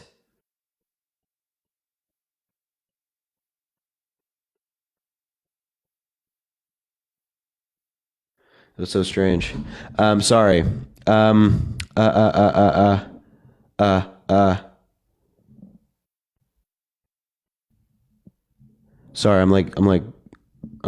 just so baffled. I'm sorry. I'm like zoning out right now. I apologize. Brianna, thanks for the $5. Do you look both ways before crossing my mind? The pickup lines are the very they're kind of cheesy. I can't even lie. Faley, thanks for the $1. Can you please talk about how Trump isn't allowed to hold office because of 14th Amendment? I mean, that's some people's interpretation, but he's going to, you know what I mean? Jenna, thanks for the $4.85. Chris's alt account exposed. What's Chris's alt account? This was earlier, I suppose. Ariana, thanks for the $3.88. I love you so much. I appreciate you. Thank you so much for the $3.88. And Sharon, thanks for the $25 saying thoroughly enjoy you on TikTok. Sharon, I'm so glad. I'm so glad to hear that. Thank you so much for that. That is incredibly kind. I appreciate you very, very, very, very, very much. Julia, thanks for the 97 cents. I love you. Thanks for getting me into politics. It's my birthday. My B-Day wishes are a follow back. Julia, I'll definitely take a look at that. I appreciate you and happy birthday. Thank you so much for being here. Kayla, thanks for the $10. Thank you from the bottom of my heart for all that you do. I'm Canadian and began watching you, Dean Parker, just prior to the U.S. election. You gentlemen have truly sparked my interest in politics. You showed the importance of educating oneself on the histories and policies of political candidates. That's so kind, Kayla. I'm so glad that we've been able to get you involved. I really, really appreciate that. That's really, really kind. Brianna, thanks for the $1.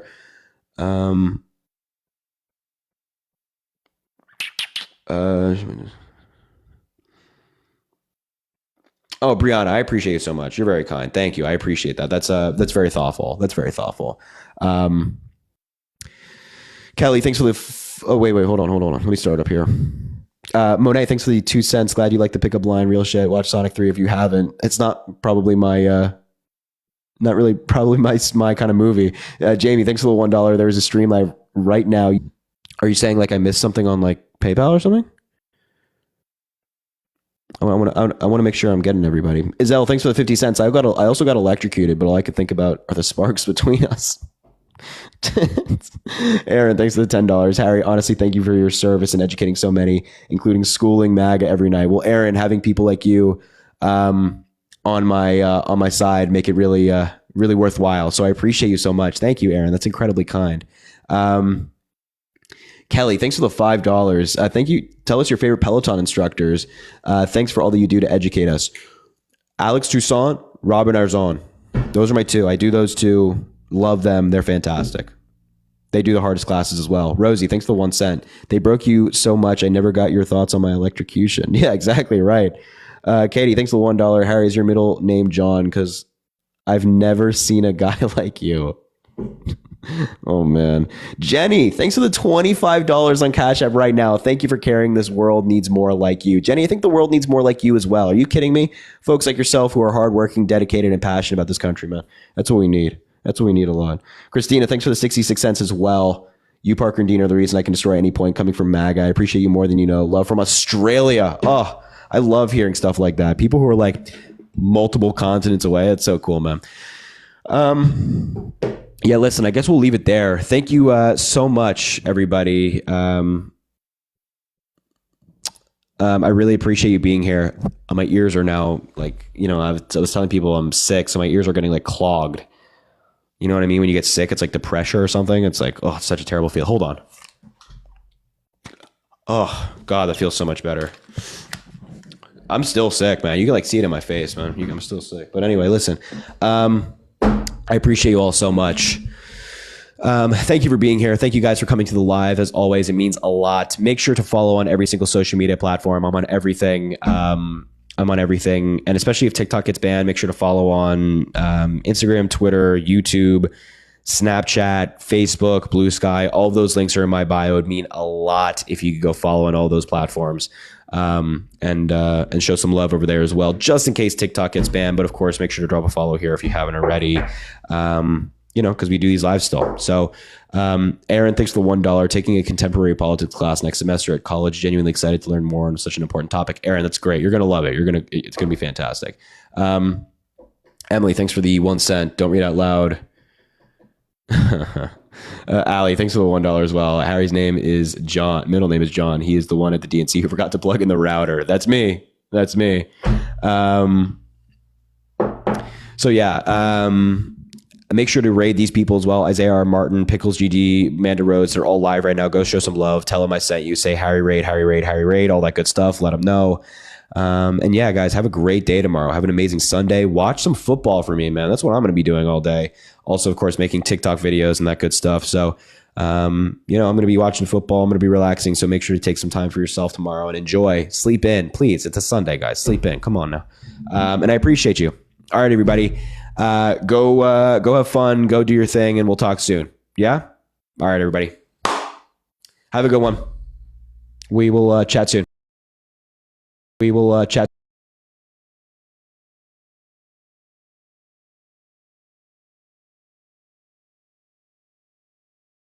Right?